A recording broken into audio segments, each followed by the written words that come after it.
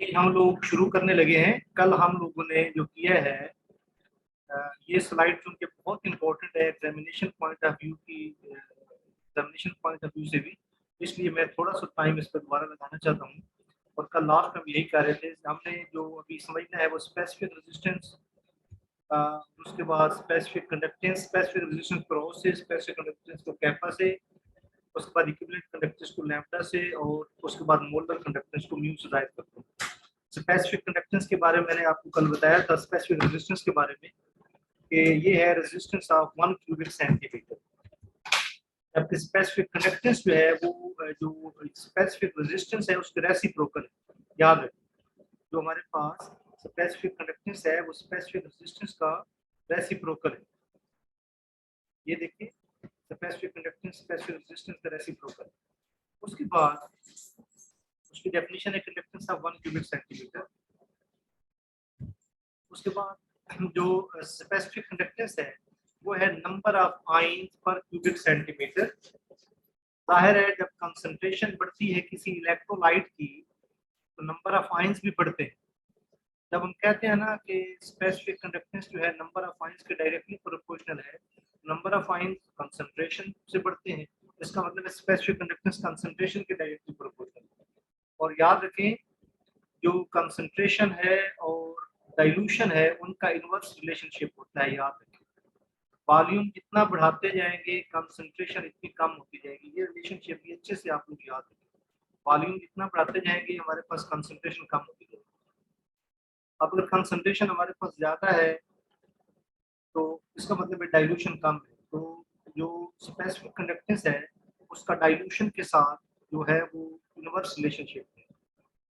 क्योंकि जब हम डाइल्यूशन करेंगे ना तो पर क्यूबिक सेंटीमीटर में जो आयंस हैं, पर क्यूबिक सेंटीमीटर में आयंस की तादाद कम। हमने कि पर क्यूबिक सेंटीमीटर को पर एमएल भी तो कहते हैं ना, यानी जब हम लोग सोल्यूशन को डाइल्यूट करते हैं, कंसंट्रेटेड सोल्यूशन का 1 ml लें तो उसमें आयंस की तादाद ज्यादा होगी, डाइल्यूट सोल्यूशन का 1 ml लें तो उसमें आयंस की तादाद कम होगी। इसका मतलब ये है कि जो अगर आयंस की तादाद कम होगी तो उसका मतलब है कंडक्टेंस भी कम होगी, क्योंकि ये डायरेक्ट रिलेशनशिप है। तो स्पेसिफिक कंडक्टेंस आयंस के बढ़ने से बढ़ती है, स्पेसिफिक कंडक्टेंस कंसंट्रेशन के बढ़ने से बढ़ती है, स्पेसिफिक कंडक्टेंस डाइल्यूशन के इनवर्सली प्रोपोर्शनल, डाइल्यूशन से ये कम। और एक और बात, specific conductance speed of ion के साथ भी वो भी बढ़ती है।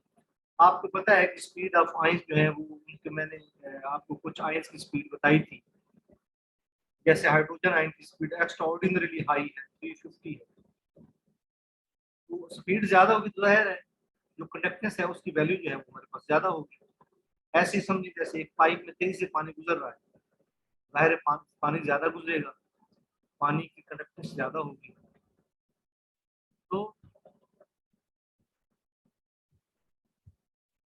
यहाँ देखें इक्विवेलेंट कंडक्टेंस, इक्विवेलेंट कंडक्टेंस जो है वो स्पेसिफिक कंडक्टेंस को वॉल्यूम से मल्टीप्लाई करने से हासिल होती है।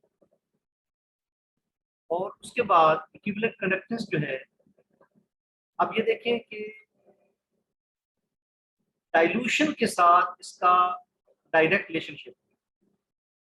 अगर हम डाइल्यूशन बढ़ाते हैं, वॉल्यूम बढ़ाते हैं, आपको पता है वॉल्यूम बढ़ाने से, डाइल्यूशन बढ़ाने से स्पेसिफिक कंडक्टेंस की वैल्यू कम होती है। इसलिए ये नीचे रिलेशनशिप है कि अगर डाइल्यूशन इंक्रीज करेंगे स्पेसिफिक कंडक्टेंस की वैल्यू कम होगी, ये इस रिलेशनशिप के मुताबिक, लेकिन वॉल्यूम की वैल्यू ज्यादा होगी। अब ये स्पेसिफिक कंडक्टेंस और वॉल्यूम का प्रोडक्ट है, इस चीज में कमी आ रही है, इस चीज में इजाफा हो रहा है, इसका मतलब है इसकी कमी और इसका इजाफा एक दूसरे को कैंसिल कर देंगे और जो इक्विवेलेंट कंडक्टेंस है उसका एक कांस्टेंट आंसर आए। लेकिन ऐसा नहीं है, उसकी वजह ये है जितनी वॉल्यूम में इजाफा होता है ना उससे कम इसमें कमी होती है, यानी प्रोपोर्शनैलिटी से ये कम और ये नहीं बढ़ता, बल्कि इसमें कमी जो है वो कम आती है, वॉल्यूम इजाफा ज्यादा आता है। इसका मतलब इंक्रीज इन वॉल्यूम जो है वो ज्यादा है डिक्रीज इन स्पेसिफिक कंडक्टेंस। क्योंकि हमें पता है डाइल्यूशन बढ़ाने से स्पेसिफिक कंडक्टेंस की वैल्यू कम होती है। और डाइल्यूशन बढ़ाने से ज़ाहिर वॉल्यूम तो बढ़ता है, तभी डाइल्यूशन बढ़ेगी। तो जो वॉल्यूम इजाफा है वो डाइल्यूशन में डिक्रीज से ज्यादा होता है। इसका मतलब ये बनता है जो इन दोनों का प्रोडक्ट है उसकी वैल्यू ज्यादा होगी। कैपा और वॉल्यूम के प्रोडक्ट की वैल्यू ज्यादा होगी, उसका मतलब है लैम्डा बढ़े।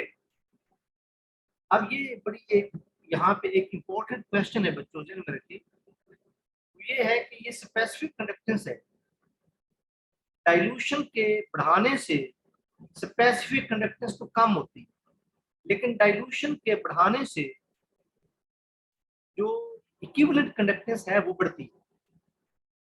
इसकी वजह देख लेते हैं कि डाइल्यूशन बढ़ाने से स्पेसिफिक कंडक्टेंस की वैल्यू कम क्यों होती है। तो स्पेसिफिक कंडक्टेंस होती है नंबर ऑफ आयंस पर क्यूबिक सेंटीमीटर या पर ml। ज़ाहिर है जब हम डाइल्यूशन बढ़ाते हैं तो जो ml है, हर ml में आयंस की तादाद ज़ाहिर कम हो जाएगी, आयंस की तादाद कम होगी तो ये कम होगा। लेकिन डाइल्यूशन बढ़ाने से स्पेसिफिक कंडक्टेंस क्यों बढ़ती है, इक्विवेलेंट कंडक्टेंस क्यों बढ़ती है, ये एक इंपॉर्टेंट क्वेश्चन है। इसमें आगे दो पॉइंट्स है। स्ट्रॉन्ग इलेक्ट्रोलाइट के केस में क्यों बढ़ती है, डाइल्यूशन बढ़ाने से इक्विवेलेंट कंडक्टेंस क्यों बढ़ती है, और वीक इलेक्ट्रोलाइट के केस में क्यों बढ़ती है। वैसे जरा आप एक लम्हे के लिए ये सोचें, अगर स्ट्रॉन्ग इलेक्ट्रोलाइट होगा उसमें अगर हम डाइल्यूशन बढ़ाएंगे, यानी कंसंट्रेटेड सॉल्यूशन है स्ट्रॉन्ग इलेक्ट्रोलाइट का, उसके अंदर आप वाटर ऐड करते जा रहे हैं, तो वाटर के ऐड करने से उसकी कंडक्टेंस बढ़ेगी। वीक इलेक्ट्रोलाइट में भी आप वाटर ऐड करते जाएं तो उसकी कंडक्टेंस बढ़ेगी। जो इक्विवेलेंट कंडक्टेंस है वो स्ट्रॉन्ग इलेक्ट्रोलाइट की भी बढ़ती है और वीक इलेक्ट्रोलाइट की बढ़ती है, लेकिन दोनों में बढ़ने की वजूहात डिफरेंट है। जरा वजह सुन लें। वीक इलेक्ट्रोलाइट के केस में जो चीज वजह बनती है वो आपके पास है ऑस्टवर्ल्ड डाइल्यूशन लॉ, जो ये कहता है कि जो वीक इलेक्ट्रोलाइट होते हैं उनकी जो आयोनाइजेशन है वो बढ़ती है डाइल्यूशन के साथ। उसकी एग्जांपल जो है बड़ी एक जबरदस्त एग्जांपल है एफएससी की बुक में चैप्टर नंबर 8 में। वो एग्जांपल कुछ इस तरह से है कि एस्टिक एसिड के अगर 1000 मॉलिक्यूल हों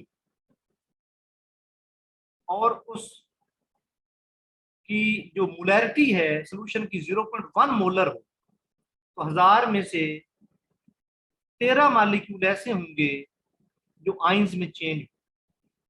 लेकिन अगर उसकी मोलैरिटी 0.1 से कम करके 0.001 कर दे तो 130 मॉलिक्यूल ऐसे होंगे जो आइंस में चेंज। मैं आप लोगों के सामने ये कुछ लिखने लगा। आपको पता है कि जो एस्टिक एसिड है ये आपके पास एक वीक इलेक्ट्रोलाइट, ये एक वीक इलेक्ट्रोलाइट है। एस्टिक एसिड को जब वाटर में डिजॉल्व करते हैं ये आपके पास चेंज होता है हाइड्रोजन आयन में, और साथ इसके बनते हैं एसीटेट आयन। मैं आप लोगों को ये बता रहा हूं कि अगर इसका 0.1 मोलर सोल्यूशन हो और इसका 0.01 मोलर सोल्यूशन, इन दोनों में से कौन सा सोल्यूशन जो है, इन दोनों में से कौन सा सोल्यूशन कंसंट्रेटेड है, कौन सा सोल्यूशन डाइल्यूट है। जाहिर है ये कंसंट्रेटेड सोल्यूशन है और ये डाइल्यूट सोल्यूशन है, इसमें मोलैरिटी ज्यादा है, इसकी कम मोलैरिटी है। तो अगर 0.1 मोलर सोल्यूशन के 0.1 मोलर सोल्यूशन एस्टिक एसिड के 1000 मॉलिक्यूल हम लें, उसमें से 1000 में से 13 मॉलिक्यूल ऐसे होते हैं जो आयंस में चेंज होते हैं, हाइड्रोजन आयन में और एसीटेट आयन में। जबकि 0.01 मोलर अगर सोल्यूशन डाइल्यूट हो तो 13 नहीं बल्कि 130 ऐसे मॉलिक्यूल होते हैं जो आयंस में चेंज होते हैं। इसका मतलब है सोल्यूशन में जो जो आप लोग वाटर ऐड करते जाएंगे सोल्यूशन की डाइल्यूशन बढ़ेगी। जो जो वाटर ऐड करते जाएंगे डाइल्यूशन बढ़ेगी, डाइल्यूशन बढ़ेगी तो नंबर ऑफ आयंस ज्यादा होंगे। ये ऑस्टवाल्ड डाइल्यूशन लॉ है जो बड़ा इंपॉर्टेंट है, जो कि ये कहता है कि in case of weak electrolyte ionization increases on dilution. अब वीक इलेक्ट्रोलाइट के केस में डाइल्यूशन के साथ इक्विवेलेंट कंडक्टेंस में क्यों इजाफा होता है, उसकी वजह यह है कि वीक इलेक्ट्रोलाइट के केस में जब आप लोग डाइल्यूशन करते हैं तो आयंस ज्यादा होते हैं, और नंबर ऑफ आयंस अगर ज्यादा होंगे तो जाहिर है कंडक्टेंस भी ज्यादा होगी, इक्विवेलेंट कंडक्टेंस। ये वजह है, ये तो होगी वीक इलेक्ट्रोलाइट में वजह कि नंबर ऑफ आयंस बढ़ते हैं डाइल्यूशन से। स्ट्रॉन्ग इलेक्ट्रोलाइट में कुछ और वजह है। अब मैं एक स्ट्रॉन्ग इलेक्ट्रोलाइट की आपके सामने एग्जांपल देता हूं। आपके पास जो HCl है ये एक स्ट्रॉन्ग इलेक्ट्रोलाइट, इसका चाहे 0.1 मोलर सोल्यूशन हो चाहे इसका 0.01 मोलर सोल्यूशन हो, ये सारे का सारा आयंस में चेंज हो जाता है। 1000 मॉलिक्यूल आपने डाले तो 1000 के 1000 मॉलिक्यूल हाइड्रोजन आयन और क्लोराइड आयन में चेंज हो जाए। इसका मतलब है नंबर ऑफ आयंस के साथ इसका लिंक नहीं। फिर किस चीज के साथ इसका लिंक है? इसका लिंक है कि जब किसी स्ट्रॉन्ग इलेक्ट्रोलाइट का आप डाइल्यूट सॉल्यूशन बनाते हैं तो केटाइन और एनाइन के दरमियान अट्रैक्शन कम होती है, क्योंकि डाइल्यूट सॉल्यूशन है, अट्रैक्शन कम होती है। अट्रैक्शन कम होने की वजह से उनकी स्पीड बढ़ती है, स्पीड बढ़ने से उनकी इक्विवेलेंट कंडक्टेंस बढ़ती है। तो दो वजूहात हैं, यानी स्ट्रॉन्ग इलेक्ट्रोलाइट के लिए और वजह है, वीक इलेक्ट्रोलाइट के लिए और वजह है। वीक इलेक्ट्रोलाइट में जो आयोनाइजेशन है वो बढ़ती है डाइल्यूशन के साथ, नंबर ऑफ आयंस ज्यादा होते हैं जिससे कंडक्टेंस बढ़ती है। स्ट्रॉन्ग इलेक्ट्रोलाइट के केस में अगर कंसंट्रेटेड सॉल्यूशन होगा तो केटाइन और एनाइन के दरमियान फोर्स ऑफ अट्रैक्शन ज्यादा होती है। डाइल्यूट सॉल्यूशन में आयंस के दरमियान फासला बढ़ने की वजह से अट्रैक्शन कम होती है, जिससे स्पीड ज्यादा होती है। स्पीड के ज्यादा होने से इक्विवेलेंट कंडक्टेंस बढ़ती है। ये एक इंपॉर्टेंट बात थी जो इस पेज पे मैं आप लोगों से कह रहा था कि कुछ चीजें यहाँ समझाने वाली जो मैं आपको कल नहीं समझा सकता। स्ट्रॉन्ग इलेक्ट्रोलाइट वाला दोबारा केस एक दफा एक्सप्लेन कर। जी बच्चे आवाज नहीं आई? जी प्लीज दोबारा इलेक्ट्रोलाइट में बोलें।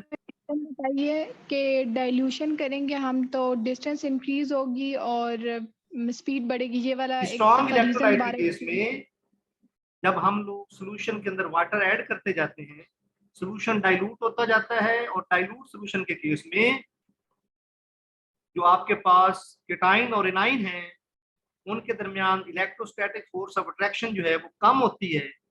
अगर वो कम होगी तो जाहिर है उनकी स्पीड जो है वो ज्यादा होगी।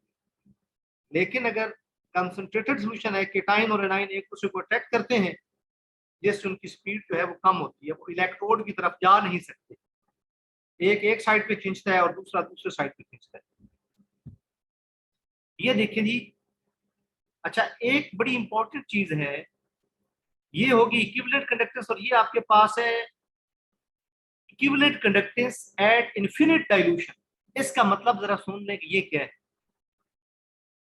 जो आपके पास वीक इलेक्ट्रोलाइट होते हैं उनकी अगर आप डाइल्यूशन बढ़ाते जाए,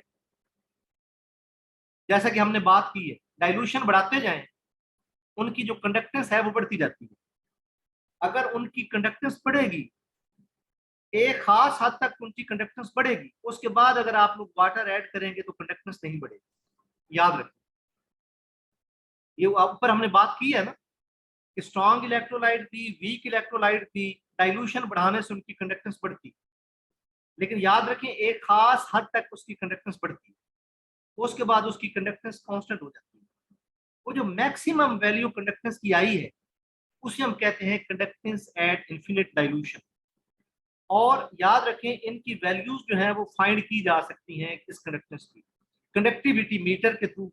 अब ये कंडक्टिविटी मीटर हर यूनिवर्सिटी में है, सरगोदा यूनिवर्सिटी में कई पड़े, जिससे आयंस की कंडक्टेंस जो है वो हम लोग मैयर कर सकते हैं। इसका मतलब है कि इनको मैयर करना अब इतना बड़ा प्रॉब्लम नहीं है हमारे लिए। दैट लिमिटिंग वैल्यू ये जो है is called equivalent conductance at infinite dilution and is denoted by lambda infinity. ये मैंने रीजन लिखी है कि स्ट्रॉन्ग इलेक्ट्रोलाइट के केस में जब डाइल्यूशन आप करते हैं तो उसकी जो रीजन है कंडक्टेंस के बढ़ने की, वो नंबर ऑफ आयन में इजाफा नहीं है, बल्कि क्या है, उसमें ये होता है कि जब आप डाइल्यूशन बढ़ाते हैं तो इंटरमॉलिक्यूलर फोर्सेज जो है वो, या इंटर आयनिक फोर्सेज जो है वो डिक्रीज होती है, जिससे स्पीड बढ़ती है। उसके बाद ये वीक इलेक्ट्रोलाइट के केस में है कि डाइल्यूशन बढ़ाने से नंबर ऑफ आयंस बढ़ते हैं, जिससे आपके पास आयोनाइजेशन ज्यादा होने से आयंस बढ़ते हैं, जिससे आपके पास कंडक्टेंस बढ़ती है। तो इस पूरी स्लाइड के ऊपर जो इंपॉर्टेंट पॉइंट था वो ये 2 पॉइंट आप लोगों के सामने जो मैंने लिखे। उसके बाद ये जो फार्मूला है ये वीक इलेक्ट्रोलाइट के लिए फार्मूला है। Degree of dissociation is lambda over lambda infinity. इस बात का जरा मतलब प्लीज समझिएगा। जैसा कि मैंने आप लोगों को एस्टिक एसिड की एग्जांपल दी है कि एस्टिक एसिड जो है उसका 0.1 मोलर सोल्यूशन हो तो उसके 13 मॉलिक्यूल 1000 में से 13 मॉलिक्यूल ऐसे होते हैं जो आयंस में चेंज होते हैं, और अगर उसका 0.01 मोलर सोल्यूशन हो तो 1000 में से 130 मॉलिक्यूल ऐसे होते हैं जो आयंस में चेंज होते हैं। ये जो मैंने आप लोगों के सामने बात की है इसे कहते हैं degree of dissociation. Degree of dissociation का मतलब क्या है, टोटल कितने मॉलिक्यूल, आप लोग कितने मॉलिक्यूलों की बात कर रहे हैं और टोटल में से कितने मॉलिक्यूल आयंस में चेंज हुए, इसे कहते हैं डिग्री ऑफ डिसोसिएशन। तो 0.1 मोलर सोल्यूशन के लिए आपके पास 1000 में से 13 मॉलिक्यूल आयोनाइज होते हैं, तो डिग्री ऑफ डिसोसिएशन ये है।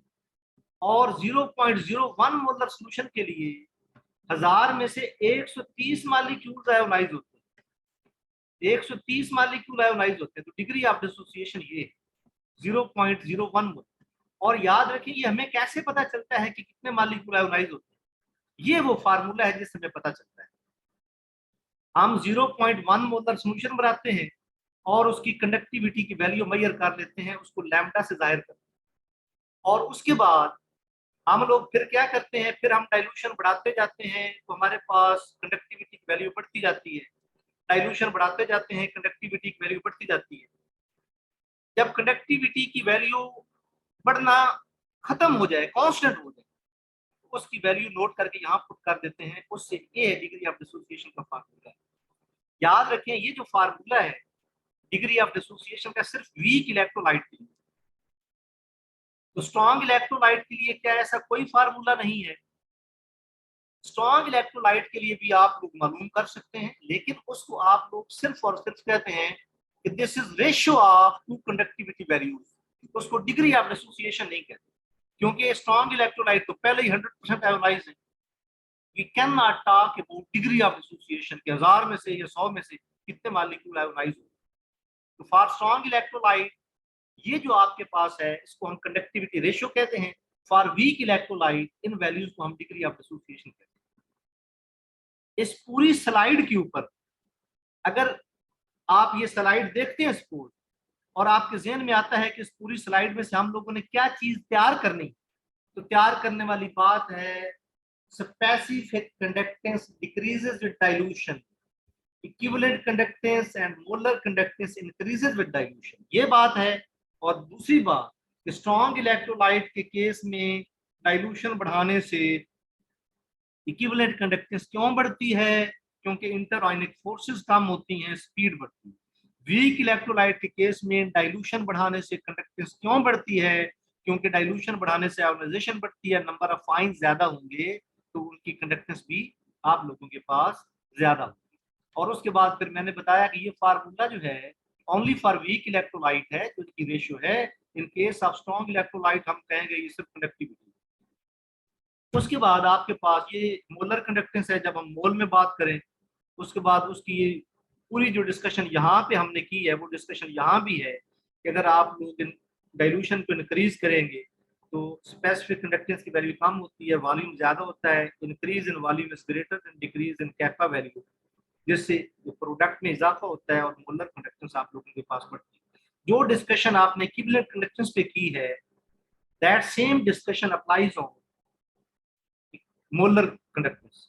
और उसके बाद आप लोगों के पास ये एक इंपॉर्टेंट फार्मूला है, सेल कांस्टेंट एल ओवर ए को सेल कांस्टेंट बोलते हैं। ये जो एल ओवर ए, ये भी आ सकता है कभी, सेल कांस्टेंट क्या होता है, किसी सेल की जो लेंथ है और उसका एरिया है उस पर डिवाइड करें, उसको सेल कांस्टेंट कहते हैं।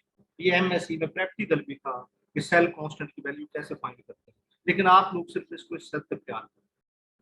ये पूरी स्लाइड के बारे में डिटेल डिस्कशन हमारी हुई है। अब हम क्या करते हैं, नेक्स्ट स्लाइड की तरफ मूव करते हैं। जरा देखें, नेक्स्ट स्लाइड एक इंपॉर्टेंट टॉपिक आप लोगों ने बीएससी इलेक्ट्रोकेमिस्ट्री में किया है, दैट इज कोल-राश लॉ। कोल-राशेस लॉ, ये कोल-राशेस लॉ क्या है बच्चों? ये कोल-राश लॉ ये है, जैसा कि मैंने बताया है, सपोज आपके पास एक साल्ट है सोडियम क्लोराइड, जब आप उसको वाटर में डिजॉल्व करते हैं तो सोडियम आयन की अपनी कंडक्टेंस की वैल्यू होती है, क्लोराइड आयन की अपनी कंडक्टेंस की वैल्यू होती है। उन कंडक्टेंस की वैल्यू को जब टोटल करते हैं तो सोडियम क्लोराइड के कंडक्टेंस की वैल्यू जो है वो आ जाती है। सोडियम क्लोराइड ये है, ये देखें जी, equivalent conductance of an electrolyte at infinite dilution is equal to the sum of equivalent conductance of component ions। यहाँ आयन होता है। सपोज आपके पास सोडियम को, ये देखें आपके पास एग्जांपल है, एग्जांपल में देखें जो सोडियम क्लोराइड की इक्विवेलेंट कंडक्टेंस है इन्फिनिट डाइल्यूशन पे, वो है सोडियम आयन की कंडक्टेंस प्लस क्लोराइड आयन की कंडक्टेंस। सोडियम आयन की कंडक्टेंस जो है वो हम अलग से फाइंड कर सकते हैं, क्लोराइड आयन की ये है। जब इनको टोटल करते हैं ना और फिर सोडियम क्लोराइड की अलग से फाइंड करते हैं, ये इनका आंसर सेम आता है। जाहिर है आप लोगों ने ये वैल्यूज याद नहीं रखनी, आपने कॉन्सेप्ट याद रखना है, वैल्यूज तो आप लोग याद नहीं रख सकते। आपने सिर्फ ये याद रखना है, सोडियम आयन चाहे किसी भी साल्ट में मौजूद, चाहे वो सोडियम आयन हो, चाहे वो सोडियम एसीटेट हो, चाहे सोडियम क्लोराइड हो, चाहे सोडियम सल्फेट हो, सोडियम आयन किसी भी साल्ट में हो, उसकी कंडक्टेंस की वैल्यू ये। और इसी वजह से ये जो कोल-राश लॉ है, इसका एक और नाम भी है, and that is law of independent migration. Independent migration, ये नाम भी याद रखें आप। इसको लॉ ऑफ इंडिपेंडेंट माइग्रेशन इसलिए कहते हैं कि ये इस बात पे डिपेंड नहीं करता कि कौन सा साल्ट कोई भी हो, सोडियम आयन की माइग्रेशन की स्पीड एक कितनी होती है, चाहे सोडियम आयन सोडियम क्लोराइड में मौजूद हो, चाहे सोडियम आयन सोडियम एसीटेट में मौजूद हो। इसी तरह क्लोराइड आयन चाहे सिल्वर क्लोराइड में हो, सिल्वर क्लोराइड वाटर में डिजॉल्व बहुत कम होता है, वहां भी क्लोराइड आयन की स्पीड कितनी होती है जितनी क्लोराइड आयन जो है उसकी कंडक्टिविटी सोडियम क्लोराइड। तो केटाइन और एनाइन की कंडक्टिविटीज को टोटल करके किसी साल्ट की कंडक्टिविटी की वैल्यू जो है वो निकाली जा सकती है। ये जी कोल-राश लॉ, ये केटाइन और एनाइन की कंडक्टिविटी जो है वो टोटल कंडक्टिविटी की इक्वल होती है। उसके बाद जो कोल-राश लॉ है उसकी आगे डिफरेंट आप लोगों के पास एप्लीकेशंस हैं। एप्लीकेशन नंबर 1 है calculation of ionic conductance at infinite dilution. किसी भी आयन की अलग से कंडक्टेंस आप लोग फाइंड कर सकते हैं, किसी भी आयन। तरीका ये देखो, ये तरीका है उसका। क्या तरीका है जी? ये जो, आप जरा सुनिएगा प्लीज मेरी बात गौर से। मैंने ये कहा, ये जो वैल्यू है infinite conductance at infinite dilution, ये कंडक्टिविटी मीटर से फाइंड कर लेते हैं किसी भी साल्ट, और उसको फिर ट्रांसपोर्ट नंबर ऑफ केटाइन के साथ मल्टीप्लाई करते हैं तो कंडक्टेंस ऑफ केटाइन आ जाती है। ट्रांसपोर्ट नंबर कैसे फाइंड करते हैं, नेक्स्ट स्लाइड पे इसका तरीका लिखा हुआ है कि ट्रांसपोर्ट नंबर कैसे फाइंड करते हैं। कंडक्टिविटी मीटर से ये फाइंड किया, हिट टॉर्क मेथड है या मूविंग बैटरी बाउंड्री मेथड है, उससे ट्रांसपोर्ट नंबर फाइंड किया। इन दोनों को मल्टीप्लाई करके आप किसी भी आयन की कंडक्टिविटी फाइंड कर सकते हैं। ये यहाँ जो आपके पास ये वैल्यूज दी गई हैं, ये कंडक्टिविटी मीटर से तो नहीं आती, जाहिर है अकेला आयन तो उसमें नहीं डाल सकते, उसमें तो साल्ट डालना होता है। ये जो केटाइन और एनाइन की कंडक्टिविटी की वैल्यूज हैं वो इस फार्मूले से निकाली गई। जो आपके पास कंडक्टिविटी मीटर है वो आपको पूरे साल्ट की कंडक्टिविटी प्रोवाइड करता है, वो किसी एक आयन की कंडक्टिविटी प्रोवाइड नहीं करता। तो फिर यहाँ पे ये वैल्यूज कहाँ से आ गई?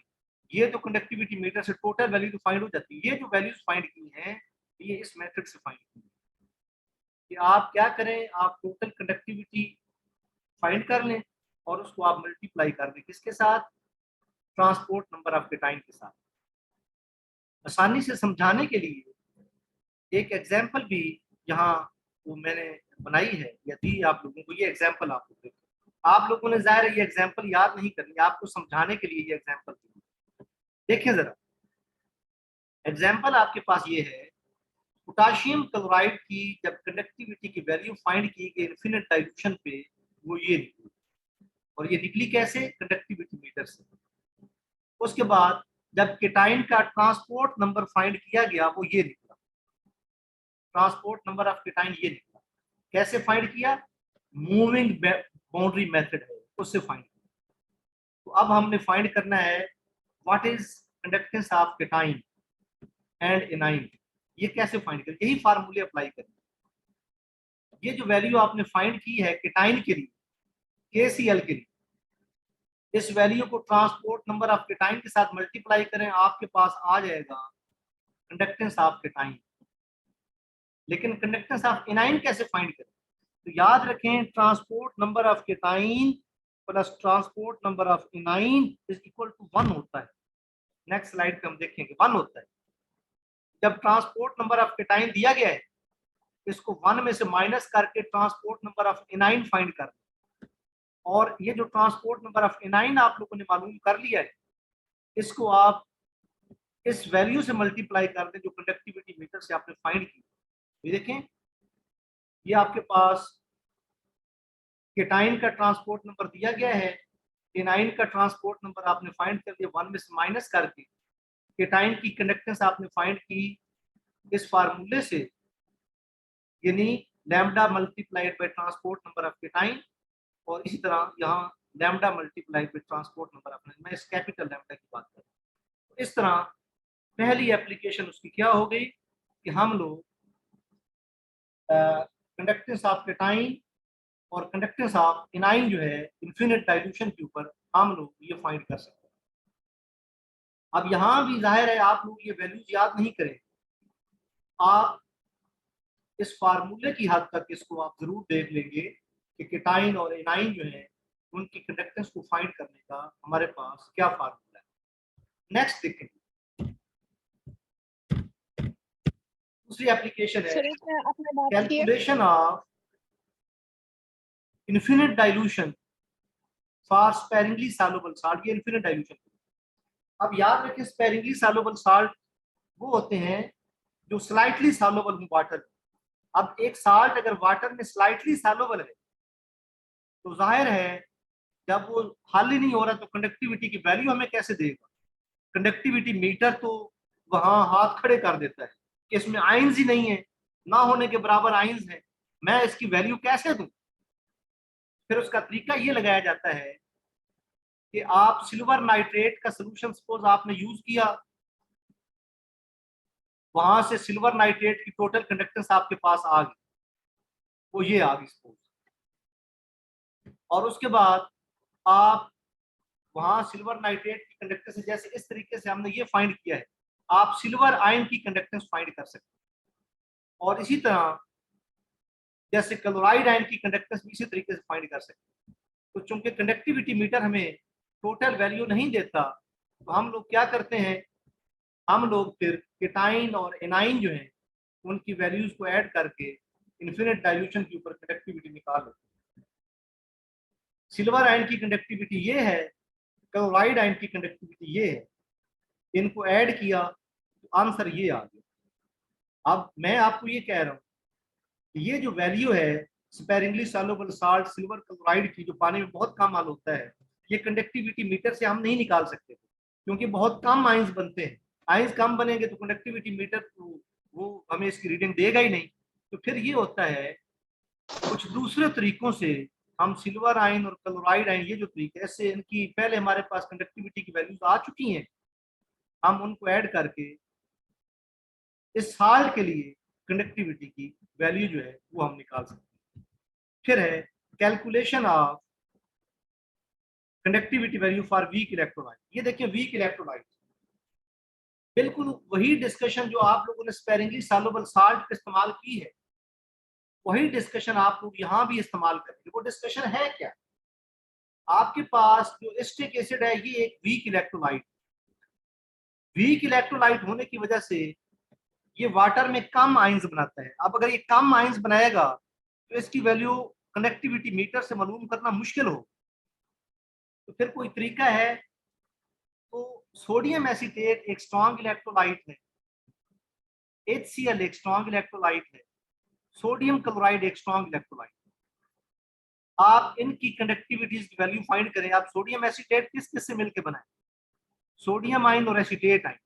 तो सोडियम एसीटेट, सोडियम आयन की कंडक्टिविटी, एसीटेट आयन की कंडक्टिविटी प्लस हाइड्रोजन आयन की कंडक्टिविटी प्लस क्लोराइड आयन की कंडक्टिविटी माइनस सोडियम आयन की कंडक्टिविटी, क्योंकि ये माइनस की साइन है ना।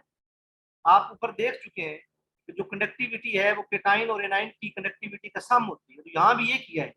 इसकी कंडक्टिविटी जो है सोडियम आयन और एसीटेट आयन की कंडक्टिविटी का सम होगा, इस साल्ट की कंडक्टिविटी हाइड्रोजन आयन और क्लोराइड आयन की कंडक्टिविटी का सम होगा, सोडियम क्लोराइड की कंडक्टिविटी सोडियम आयन और क्लोराइड आयन की कंडक्टिविटी का सम होगा। तो यहाँ तो प्लस की साइन आनी चाहिए, माइनस क्यों आ गई? क्योंकि बाहर माइनस है। जब ब्रैकेट के अंदर आप लोग इन दोनों की कंडक्टिविटी का सम लिखेंगे, माइनस अंदर मल्टीप्लाई होगी तो माइनस कर दो। अब यहाँ कुछ चीजें कैंसिल होती है। ये क्लोराइड आयन इस क्लोराइड आयन से कैंसिल, ये माइनस सोडियम आयन इस सोडियम आयन से कैंसिल, दो चीजें बाकी रह गई। कंडक्टिविटी ऑफ हाइड्रोजन आयन जो इस तरीके से पहले से फाइंड की हुई है, उसका टेबल मौजूद है। कंडक्टिविटी ऑफ एसीटेट आयन वो आप वैल्यू पुट करके हम निकाल सकते हैं। ये हम कंडक्टिविटी की जो वैल्यू है कंडक्टिविटी मीटर से नहीं निकाल सकते थे, क्योंकि बहुत कम आयंस वहां पे बनते हैं, तो हमने ये तरीका निकाला। अब अगेन यहाँ पे ये वैल्यूज आप लोग याद नहीं रख सकते, लेकिन आइडिया आपको जो है वो हो गया है कि कैसे। तो किसी भी कोई भी, अब आप खुद से प्रैक्टिस, कोई भी साल्ट अगर आपको दे दिया जाए ना जो वीक इलेक्ट्रोलाइट हो, आप कोई से और 3 साल्ट ऐसे ढूंढें जिनको प्लस माइनस करके उस साल्ट की बनती हो, तो बड़ा आसान है, ये मुश्किल नहीं है। ये इसकी एक एप्लीकेशन आप लोगों के सामने। उसके बाद CL के जो केस आप में लोगों के क्या पास करें? नेक्स्ट एप्लीकेशन है वो है calculation of degree of dissociation. इसके बारे में जो भी मैं आपको बता रहा था, ये फार्मूला डिग्री ऑफ डिसोसिएशन का है। डिग्री ऑफ डिसोसिएशन का ये फार्मूला है। डिग्री, अब याद रखें, ये फार्मूला सिर्फ वीक इलेक्ट्रोलाइट के लिए। डिग्री ऑफ डिसोसिएशन का मतलब क्या है कि आपने कितने मॉलिक्यूल वाटर में डाले और उनमें से कितने आयोनाइज हुए, ये डिग्री ऑफ डिसोसिएशन फाइंड करने का तरीका इसके पास क्या है? तरीका ये है, आप वीक इलेक्ट्रोलाइट में आप ये वाली वैल्यूज जो है, ये वाली वैल्यू आप लोग कैसे फाइंड करते हैं, वो आपको तरीका मैं पीछे बता चुका हूँ। वीक इलेक्ट्रोलाइट के लिए ये तरीका है, ऐसे ये वैल्यू फाइंड कर ली और उसके बाद ये किस इक्वल होता है? ये केटाइन और एनाइन की कंडक्टेंस के इक्वल होता है। तो ये वैल्यूज हमने यहाँ पुट की, तो इस तरह हम लोग इस काबिल हो गए कि हमने डिग्री ऑफ डिसोसिएशन की वैल्यू जो है वो हम लोगों ने फाइंड कर। नेक्स्ट देखिए, calculation of solubility product for sparingly soluble salt. अब यहाँ देखें, जो आपके पास स्पेरिंगली सॉल्युबल साल्ट जैसे सोडियम सिल्वर क्लोराइड है, ये वाटर में बहुत कम हल होता है। स्पेरिंगली सॉल्युबल साल्ट की सॉल्युबिलिटी मालूम करने के कई तरीके हैं बच्चों, मैं आपको ये बता रहा हूँ, कई तरीके हैं। आप उसके देख सकेंगे तो बहुत सारे तरीके हैं, लेकिन एक तरीका कोल-राशिस लॉ के थ्रू भी कि आप स्पेरिंगली सॉल्युबल साल्ट जो है उसकी कैसे फाइंड, ये वो फार्मूला है सॉल्युबिलिटी फाइंड करने का। आप क्या करें जी, जो साल्ट है उसकी स्पेसिफिक कंडक्टेंस फाइंड कर लें। उसके बाद जो स्पेरिंगली सॉल्युबल साल्ट है, जैसे ये सिल्वर क्लोराइड है, सिल्वर आयन और क्लोराइड आयन की कंडक्टिविटीज यहाँ पुट कर दें। तो ये देखिए कितना आसान है, बहुत ही आसान है। सिल्वर आयन और क्लोराइड आयन की कंडक्टिविटी लिटरेचर में मौजूद है, टेबल बना हुआ है पूरा। बहुत सारी बुक्स में, वहां हर आयन की कंडक्टिविटी दी गई, वो वैल्यूज यहाँ पुट करें और उसके बाद स्पेसिफिक कंडक्टेंस की वैल्यू पुट करें। स्पेसिफिक कंडक्टेंस भी इंस्ट्रूमेंट से आसानी से फाइंड की जा सकती है। तो आपके पास इसकी वैल्यू जो है वो आ गई, आपके पास स्पेरिंगली सॉल्युबल साल्ट की सॉल्युबिलिटी की वैल्यू आ गई। उसके बाद आयनिक प्रोडक्ट ऑफ वाटर भी कैलकुलेट किया जा सकता है। आपको पता है ना कि आयनिक प्रोडक्ट ऑफ वाटर आप लोगों के पास क्या होता है? आयनिक प्रोडक्ट ऑफ वाटर जो आप लोगों के पास है वो है 1 into 10 raised power -14। ये आयनिक प्रोडक्ट ऑफ वाटर, जिसको KW से जाहिर करते हैं। जो नेक्स्ट चैप्टर उसमें इस पे डिटेल से डिस्कशन भी होनी, जो हमने शुरू कर दी। इसकी वैल्यू भी इससे फाइंड की जा सकती है। देखें, ये मैंने आपको पूरा एक कैलकुलेशन दे दी है। ज़ाहिर है ये कैलकुलेशन आप लोगों ने याद नहीं करनी, लेकिन आपके नॉलेज में ये जरूर होना चाहिए कि ऐसा हम कैसे करते हैं। देखें, ये वो तरीका है। जो आयनिक प्रोडक्ट ऑफ वाटर है वो हाइड्रोजन आयन और हाइड्रोक्साइड आयन की कंसंट्रेशन इक्वल होता है। हाइड्रोजन आयन और हाइड्रोक्साइड आयन की कंसंट्रेशन हम लोग कैसे फाइंड करते हैं? उसका तरीका ये है कि आप लोग कंसंट्रेशन ऑफ हाइड्रोजन आयन को मल्टीप्लाई कर दें, कंसंट्रेशन ऑफ वाटर को मल्टीप्लाई कर दें डिग्री ऑफ डिसोसिएशन के साथ।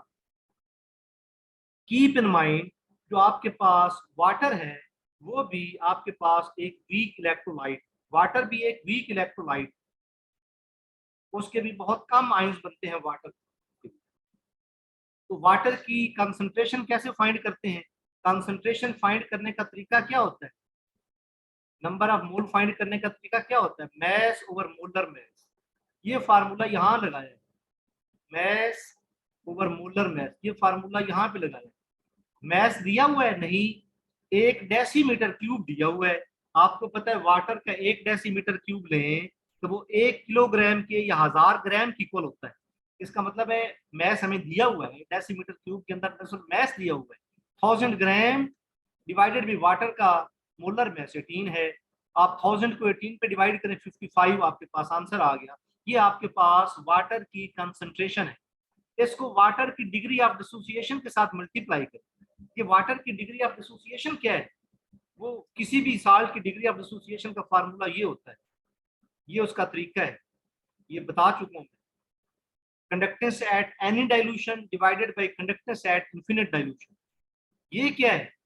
यहाँ पे ये आपके पास स्पेसिफिक कंडक्टेंस है जो फाइंड की जा सकती है इंस्ट्रूमेंट की मदद से। ये आपके पास वॉल्यूम है, ये केटाइन यानी हाइड्रोजन आयन की आपके पास कंडक्टेंस है, और ये हाइड्रोक्साइड आयन की जो लिटरेचर में मौजूद है। अब ये तमाम वैल्यूज, ये क्या है जी? Specific conductance of water multiplied with volume. Volume कैसे फाइंड करते हैं?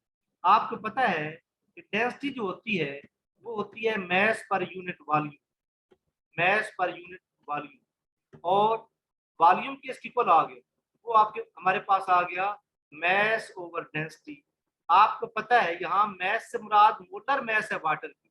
वाटर की मोलर मैस 18 है, वाटर की डेंसिटी जो है 1 ग्राम पर ml, 1 ग्राम पर ml, 18/1 आ गया, यहाँ 0.997। आप ये वैल्यूज आप पुट करें। स्पेसिफिक कंडक्टेंस ऑफ वाटर जो है वो दी होती है न्यूमेरिकल्स के अंदर, ये वो आ गई। मोलर मैस वाटर की 18 है, डेंसिटी वाटर की 1 है या 0.99 है। ये लिटरेचर से इसकी वैल्यू आ गई, इसकी वैल्यू आ गई, लिटरेचर से इनकी वैल्यूज आ गई कि हाइड्रोजन आयन की कंडक्टेंस क्या है और हाइड्रोक्साइड आयन की कंडक्टेंस क्या है, ये वैल्यूज आ गई। आप देखें जरा, मैं आप लोगों के सामने लिखता हूँ। ये देखें आपके पास C आया into degree of dissociation. Degree of dissociation क्या है यहाँ? ये जो सारी वैल्यूज है डिग्री ऑफ डिसोसिएशन, ये वैल्यूज यहाँ पे आप लोग पुट की। सी क्या है? वो कंसंट्रेशन जो ऊपर आप लोगों ने निकाल दी। डिग्री ऑफ डिसोसिएशन क्या है? वो जो ये वैल्यू, तमाम वैल्यूज पुट करें, आपके पास हाइड्रोजन आयन या हाइड्रोक्साइड आयन की कंसंट्रेशन आ जाए। लेकिन KW क्या है? ये हाइड्रोजन आयन की कंसंट्रेशन और हाइड्रोक्साइड आयन की कंसंट्रेशन का प्रोडक्ट। जब आप इस नंबर को फिर किसी के साथ मल्टीप्लाई करेंगे तो आपके पास जो आंसर आएगा 1.1 10⁻14 आ गया। कीप इन माइंड ये वही है जो आयनिक प्रोडक्ट ऑफ वाटर की वैल्यू। बड़ी आसानी से हम लोग आयनिक प्रोडक्ट ऑफ वाटर की वैल्यू पर पहुंच गए। यहाँ पे एक इंपॉर्टेंट बात, जो वीक इलेक्ट्रोलाइट होते हैं उनकी जो ये वैल्यू है इन्फिनिट डाइल्यूशन पे, ये तो आप लोग फाइंड कर सकते हैं केटाइन और एनाइन का सम, जो किसी भी डाइल्यूशन पे वैल्यू है वो स्पेसिफिक कंडक्टेंस और वॉल्यूम का प्रोडक्ट होता है। यहाँ आप लोगों ने क्वेश्चन नहीं पूछा, आप लोगों को पूछना चाहिए था जब मैंने यहाँ ये कहा है कि इन्फिनिट डाइल्यूशन के ऊपर कंडक्टेंस जो है, सपोज एक वीक इलेक्ट्रोलाइट एस्टिक एसिड है, जब इन्फिनिट डाइल्यूशन के ऊपर उसकी कंडक्टेंस जो है वो डायरेक्ट फाइंड नहीं की जा सकती, बल्कि केटाइन और एनाइन की कंडक्टेंस के सम से फाइंड करते हैं, तो फिर किसी और डाइल्यूशन पे कैसे फाइंड कर सकते हैं? तो फिर लैम्डा वी की वैल्यू हम कैसे फाइंड कर सकते हैं? जब इन्फिनिट डाइल्यूशन पे कंडक्टेंस नहीं फाइंड कर सकते, जब वो मैक्सिमम आयोनाइज्ड हालत में होता है, तो फिर किसी कम डाइल्यूशन पे कैसे कर सकते हैं? तो इसकी वैल्यू फाइंड करते हैं, ये तरीका है उसका, कैपा इंटू वी। ये उसकी वैल्यू, पीछे हमने वैल्यू देखी भी है ना, इक्विवेलेंट कंडक्टेंस किसकी इक्वल होता है? स्पेसिफिक कंडक्टेंस इनटू वॉल्यूम, ये वैल्यू। तो यहाँ से फाइंड करके हम लोग वैल्यूज पुट करके डिग्री ऑफ डिसोसिएशन जो है वो हम लोग फाइंड कर सकते हैं। अब जरा देखें एक नजर इसको, एप्लीकेशन। अब सपोज एमसीक्यू आ सकता है, which of the following is not an application of कोलब्रश लॉ। तो कोई दो तीन इनमें से दी गई होंगी, चौथी कोई और होगी। तो आप देखें जी, अब इसमें से याद करने वाली जो बातें हैं, वो याद करने वाली बातें आपके पास क्या क्या है? वो है कि आप लोग किसी आयन की कंडक्टेंस फाइंड कर सकते हैं, स्पेरिंगली सॉल्युबल साल्ट की कंडक्टेंस फाइंड कर सकते हैं, स्पेरिंगली सॉल्युबल साल्ट की सॉल्युबिलिटी फाइंड कर सकते हैं, आप डिग्री ऑफ डिसोसिएशन फाइंड कर सकते हैं, आप आयनिक प्रोडक्ट ऑफ वाटर फाइंड कर सकते हैं। तो अगर आप इसको कुछ लफ्जों में समो दें तो आयनिक कंडक्टेंस फाइंड कर सकते हैं, ionic product of water find कर सकते हैं, स्पेरिंगली सॉल्युबल साल्ट की कंडक्टेंस फाइंड कर सकते हैं, स्पेरिंगली सॉल्युबल साल्ट जो है उसकी आप लोग सॉल्युबिलिटी फाइंड कर सकते हैं, डिग्री ऑफ डिसोसिएशन फाइंड कर सकते हैं, और आप लोग क्या क्या फाइंड कर सकते हैं जरा आप लोग देखें। डिस्क, आपने you need to remember this disc. Degree of dissociation find कर सकते हैं weak electrolyte, ionic conductance find कर सकते हैं, ionic product of water find कर सकते हैं, स्पेरिंगली सॉल्युबल साल्ट की कंडक्टिविटी फाइंड कर सकते हैं, स्पेरिंगली सॉल्युबल साल्ट की सॉल्युबिलिटी फाइंड कर सकते हैं, वीक इलेक्ट्रोलाइट की आप लोग कंडक्टेंस फाइंड कर सकते हैं। तो आप लोग अगर एक एस बीच में से मिस भी करना चाहें, आप सिर्फ डिस्क कर लो, सिर्फ डिस्क। डिस्क में क्या कुछ आता है? कोलब्रश लॉ की application, degree of dissociation find कर सकते हैं, किसी आयन की कंडक्टेंस फाइंड कर सकते हैं, ionic product of water find कर सकते हैं, स्पेरिंगली सॉल्युबल साल्ट की कंडक्टेंस फाइंड कर सकते हैं, स्पेरिंगली सॉल्युबल साल्ट की सॉल्युबिलिटी फाइंड कर सकते हैं, वीक इलेक्ट्रोलाइट की कंडक्टेंस फाइंड कर सकते हैं। You need to remember this disc. तो सारा कुछ जो है वो इसके अंदर समो गया है। तो ये कोलब्रश लॉ जो पहले आपको नहीं आता था, आप सोचते थे, क्योंकि एक बड़ी इंपॉर्टेंट चीज है एग्जामिनेशन पॉइंट ऑफ व्यू से, तो ये आप कर सकते हैं। कोलब्रश लॉ का दूसरा नाम है लॉ ऑफ इंडिपेंडेंट माइग्रेशन, कि चाहे साल्ट कोई भी हो, सोडियम आयन की कंडक्टिविटी की वैल्यू एक जैसी हो, चाहे सोडियम, इसी तरह क्लोराइड आयन की कंडक्टिविटी एक जैसी हो, चाहे क्लोराइड आयन सिल्वर क्लोराइड में हो या सिल्वर या सोडियम क्लोराइड। ये उसके बाद हम नेक्स्ट स्लाइड पे जाते हैं। उसके बाद एक ट्रांसपोर्ट नंबर और हिट टॉर्क नंबर, जिसको हिट टॉर्क उस साइंटिस्ट को कहते हैं, उसका नाम है जिसने ये एक्सपेरिमेंट जो है वो कंडक्ट किए थे। देखें जरा, fraction of total current carried by cation और एनाइन। अब बच्चों मेरी बात जरा गौर से सुने। सपोज आपके पास सोडियम क्लोराइड है, किसी वाटर के अंदर आपने डिजॉल्व किया है और उसमें से करंट गुजार रहे हैं, वो करंट वहां पे कौन कौन कैरी कर रहा है, या सोडियम आयन कैरी कर रहे हैं या क्लोराइड आयन कैरी कर रहे हैं, दो ही तो हैं। तो जो टोटल करंट कैरी किया गया है वो इक्वल है current carried by sodium ion and current carried by chloride ion.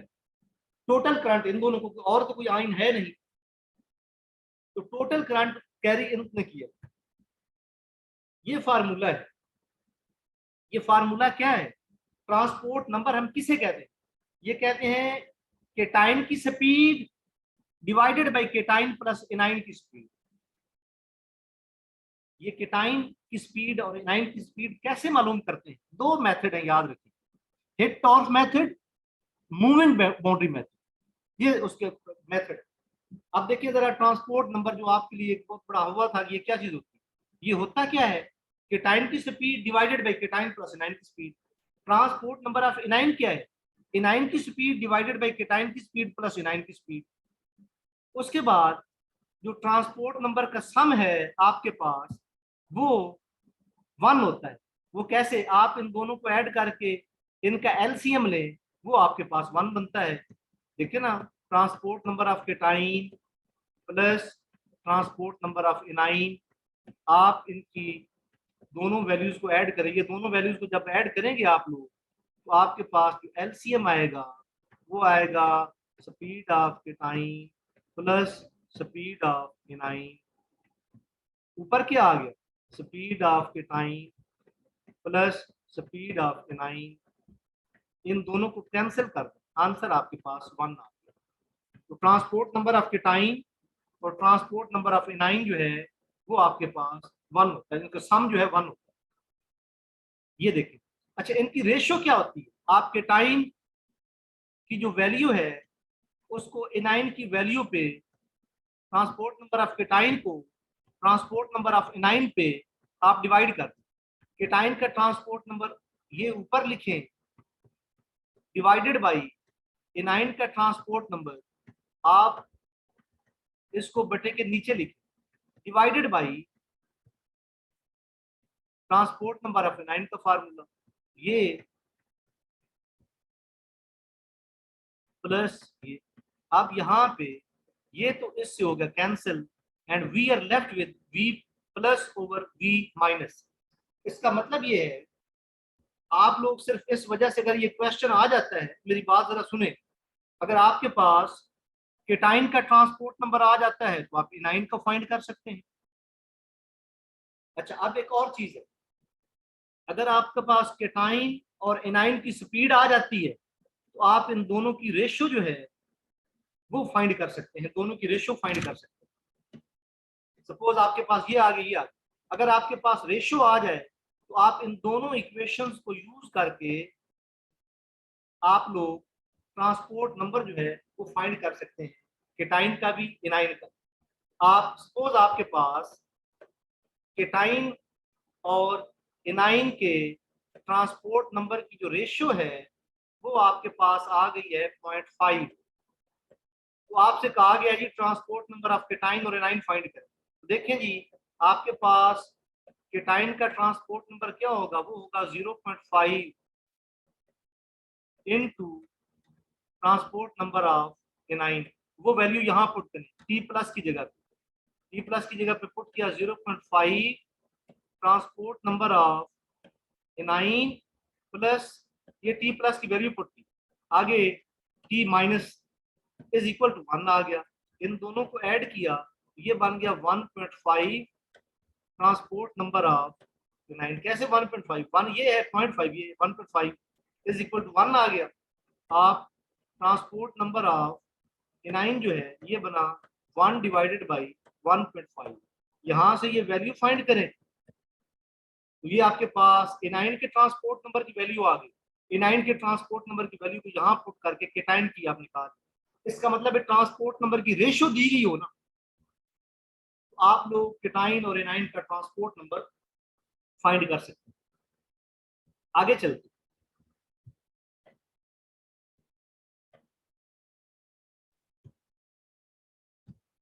ये देखें जी, मेजरमेंट के दो तरीके हैं, हिट टॉर्क मेथड और मूविंग बाउंड्री मेथड।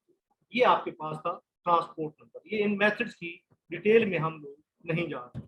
उसके बाद नेक्स्ट है हमारे पास आयनिक मोबिलिटीज। आयनिक मोबिलिटीज का मतलब जो है वो क्या है, वो है जी velocity with which ion move towards an electrode under the influence of potential.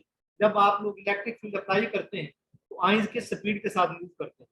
Formula देख लें जी, conductivity of cation divided by Faraday. ये फार्मूला कितना आसान है, आप लोगों ने जो पोल राश ला किया है उसमें पूरा टेबल बना हुआ है कि हाइड्रोजन आयन की कंडक्टिविटी क्या है, क्लोराइड आयन की कंडक्टिविटी क्या है। कंडक्टिविटीज की उन वैल्यू को एक कांस्टेंट पे डिवाइड करते जाएं फैराडे पे, जो जिसकी वैल्यू ये है, तो आपके पास किसी भी आयन की स्पीड आ जाए। तो इसका मतलब है कि अगर आपके पास कंडक्टिविटी की वैल्यू हो किसी आयन की, तो आप लोग उससे फाइंड कर सकते हैं, आयनिक मोबिलिटी फाइंड कर सकते हैं। देखें, दो तरीके हैं, हिट टॉर्क मेथड और मूवमेंट बाउंड्री मेथड। एक इंतहाई इंपॉर्टेंट चीज जो हम यहाँ करनी है वो देखें जरा, हाइड्रोजन आयन और हाइड्रोक्साइड आयन की जो कंडक्टिविटी की वैल्यूज है वो एबनॉर्मली हाई है। आपको पता है, मैं बता रहा था हाइड्रोजन आयन की वैल्यू 350 है जब मैंने आपको लिक्विड जंक्शन पोटेंशियल बताया था। जो बाकी हैं उनकी वैल्यूज बहुत कम है, 74, 75, 80 ये है। 350 बहुत ज्यादा है। हाइड्रोक्साइड आयन की वैल्यू भी ज्यादा है। इसकी एबनॉर्मल इसकी ये एबनॉर्मल मोबिलिटी या मोटिलिटी लिखा गया। इसकी वजह जो है, अब एक और बात बड़ी जरा गौर से सुनिए, वो ये है कि पहले पहले साइंटिस्ट ये कहते थे कि हाइड्रोजन आयन का साइज छोटा है तो इसकी इसलिए स्पीड ज्यादा होती है। बाद में जब थोड़ी डेवलपमेंट हुई तो पता ये चला कि अगर हाइड्रोजन आयन का साइज कम है तो उसकी चार्ज डेंसिटी ज्यादा होगी, उसके गिर्द जो सॉल्वेंट के मॉलिक्यूल हैं वो ज्यादा होंगे, तो उसका मूव करना तो और ज्यादा मुश्किल होगा। तो ये तो कोई बात ना हुई। याद रखें, जिन आयन का साइज कम होता है वो इफेक्टिवली सॉल्वेंट के मॉलिक्यूल में घिरे होते हैं, उनकी मोबिलिटी कम होती है। तो ये तो कोई वजह नहीं है कि हाइड्रोजन आयन का साइज कम है तो उसकी ज्यादा है। और दूसरी फिर ये भी है, वाटर के अंदर, सिर्फ वाटर के अंदर इसकी मोबिलिटी की वैल्यू ज्यादा होती है, बाकियों में नहीं। ये देखें, hydrogen ion and hydroxide ion high mobilities कैसे, सॉल्वेंट में, वाटर में ज्यादा मोबिलिटी होती है और अल्कोहल में होती है। नॉन एक्वस सॉल्वेंट में जो वाटर के अलावा सॉल्वेंट्स है ना, या हायर अल्कोहल है, उनकी मोबिलिटी कम होती है। Earlier it was attributed to the small size of hydrogen. शुरू में कहते हैं स्मॉल साइज हाइड्रोजन आयन का, लेकिन बाद में पता चला अगर ये स्मॉल साइज है तो उसके तो हाइड्रेटेड होना चाहिए, ज्यादा मॉलिक्यूल, इसकी स्पीड तो कम होनी चाहिए, स्पीड बहुत ज्यादा है।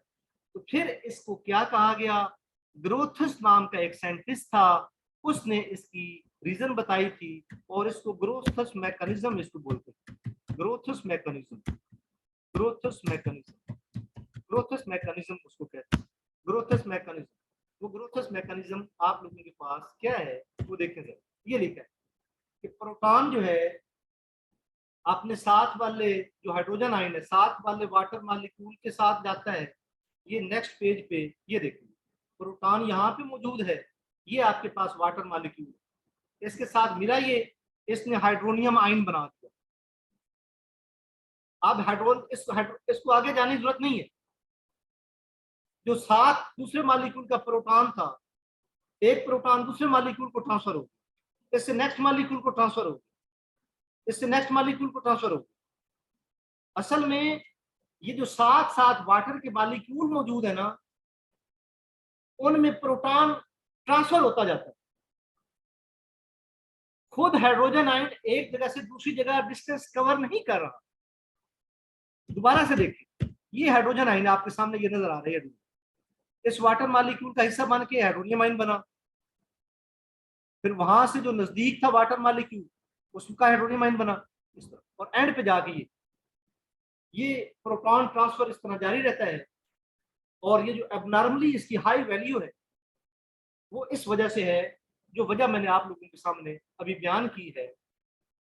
और वहां जो स्लाइड है आप उसका स्क्रीनशॉट लें, वहां एंड पे ये वजह लिखी हुई है कि प्रोटॉन ट्रांसफर होता है हाइड्रोनियम आयन को, जो फिर ट्रांसफर करता है नेक्स्ट वाटर मॉलिक्यूल को, और फिर हाइड्रोनियम आयन बनता है। वो hydronium ion next water water molecule को प्रोटॉन ट्रांसफर करता है, फिर हाइड्रोनियम आयन बनता है, वो हाइड्रोनियम आयन नेक्स्ट मॉलिक्यूल को करता है। इस तरह लंबे फासले जो है हाइड्रोजन आयन या प्रोटॉन तय कर लेता है ये वैल्यू।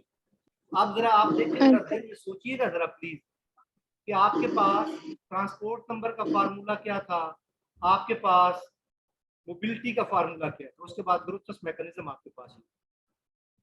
सर ये इसमें एक मोमेंट पे एक प्रोटॉन अटैच हो रहा आपकी है ना वाटर आवाज मुझे मॉलिक्यूल के बहुत साथ। कम आती है, आप अपना प्लीज थोड़ी आवाज ज्यादा करें ना तो फिर मुझे समझ आएगी। सर मैं ये कह रही हूँ सिर्फ एक मोमेंट के लिए एक प्रोटॉन अटैच हो रहा है वाटर के साथ और हाइड्रोनियम बना रहे हैं, फिर फौरन ही डिटैच होके अगले पे जा रहा है, तो ये तो वैल्यू होता सिर्फ ये एक है, थोड़ी प्रोटॉन देर के अपने लिए बिल्कुल बढ़ेगी और साथ वाले फौरन डिक्रीज मॉलिक्यूल के नहीं हो साथ जानी हाइड्रोजन आयन चाहिए। बनाता है।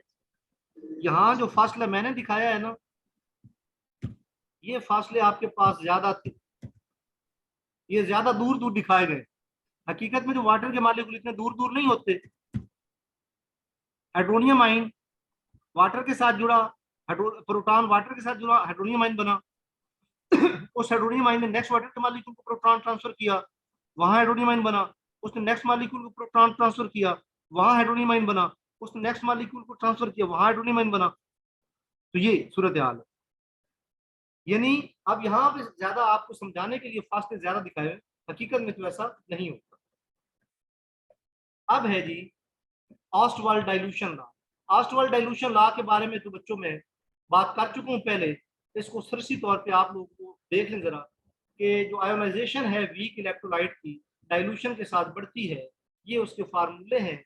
ये फार्मूले आप लोग एक स्क्रीनशॉट ले लें और लंबा चौड़ा इसको देखने की जरूरत नहीं, स्क्रीनशॉट ले। उसके बाद आपके पास आयनिक एटमॉस्फेयर है। आयनिक एटमॉस्फेयर क्या होता है उसके बारे में देखें।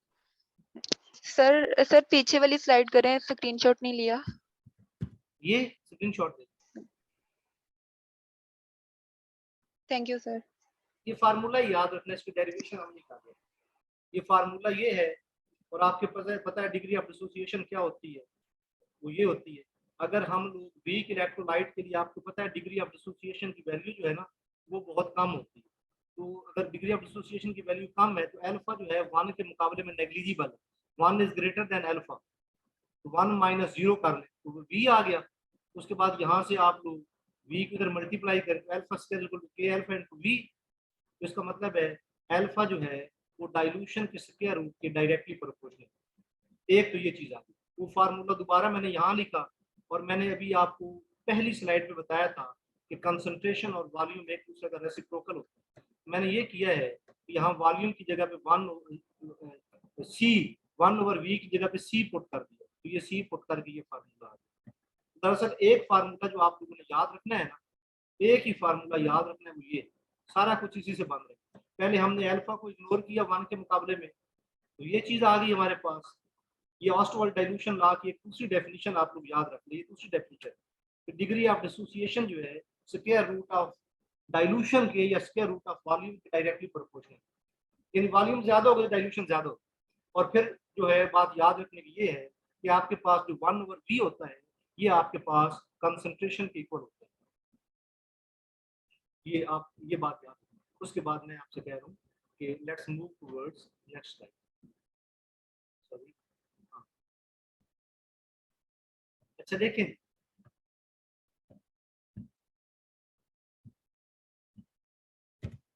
आयनिक एटमॉस्फेयर क्या होता है। आयनिक एटमॉस्फेयर ये होता है कि किसी भी सॉल्यूशन के अंदर जो आयन होता है उसको अपोजिटली चार्ज आयन ने अपने घेरे में लिया होता है। सपोज यहाँ आपके पास केटाइन मौजूद है तो उसको एनाइन ने सराउंड किया होता है। याद रखें, उसको सिर्फ एनाइन ने सराउंड नहीं किया होता। ये बड़ी इंपॉर्टेंट बात मैं करने लगा हूँ। ये देखिए, सपोज ये आपके पास एक सेंट्रल आयन है, इस सेंट्रल आयन को डिफरेंट नेगेटिव चार्ज वाले आयन ने सराउंड किया होता है। उस सेंट्रल आयन के साथ कुछ पॉजिटिव आयन भी होते हैं, याद रखें। कुछ पॉजिटिव, जो आयनिक एटमॉस्फेयर है वो सिर्फ ये नहीं है कि केटाइन के गिर्द सिर्फ एनाइन होते हैं, बल्कि आयनिक एटमॉस्फेयर एक ऐसा स्फीयर है जिसमें सेंट्रल आयन को अपोजिटली चार्ज आयन ने सराउंड किया होता है। साथ उसी तरह के भी कुछ आयन होते हैं, लेकिन उस स्फीयर के ऊपर जो टोटल चार्ज है वो 0 होता है। बेशक एनाइन ज्यादा है, लेकिन जब एनाइन ज्यादा है, लेकिन जब टोटल करेंगे उनका तो उसके आयनिक एटमॉस्फेयर के ऊपर चार्ज 0 होता है, याद रखना, आयनिक एटमॉस्फेयर पे 0 चार्ज होता है। ये देखें जी, each ion in solution is surrounded by an ionic atmosphere of opposite charge ion whose net charge is on average to that of central ion। जो आयनिक एटमॉस्फेयर का जो नेट चार्ज होता है साइड पे जो आपके पास मौजूद है, उसका चार्ज सेंट्रल आयन के चार्ज के इक्वल होता है। यानी आपके पास दो चीजें होंगी, एक सेंट्रल आयन आ गया, एक उसके गिर्द आयनिक एटमॉस्फेयर आ गया। जो उसके गिर्द आयनिक एटमॉस्फेयर आया है, ये मैं सेंट्रल आयन को ले रखा, ये बाकी आयनिक एटमॉस्फेयर। सेंट्रल आयन का चार्ज आयनिक एटमॉस्फेयर के नेट चार्ज के इक्वल होता है। Let me count these ions. यहां पॉजिटिव कितने, 1 2 3 4 5, नेगेटिव 1 2 3 4 5 6 7 8। मुझे ये आप देखिए, अब यहाँ पे ये जो आयनिक एटमॉस्फेयर है सेंट्रल आयन के अलावा, इसमें 8 नेगेटिव आयन है, 7 पॉजिटिव आयन। इनका सम क्या हो गया एटमॉस्फेयर का, माइनस। जबकि सेंट्रल आयन पे क्या है, प्लस। नेट चार्ज क्या है, 0।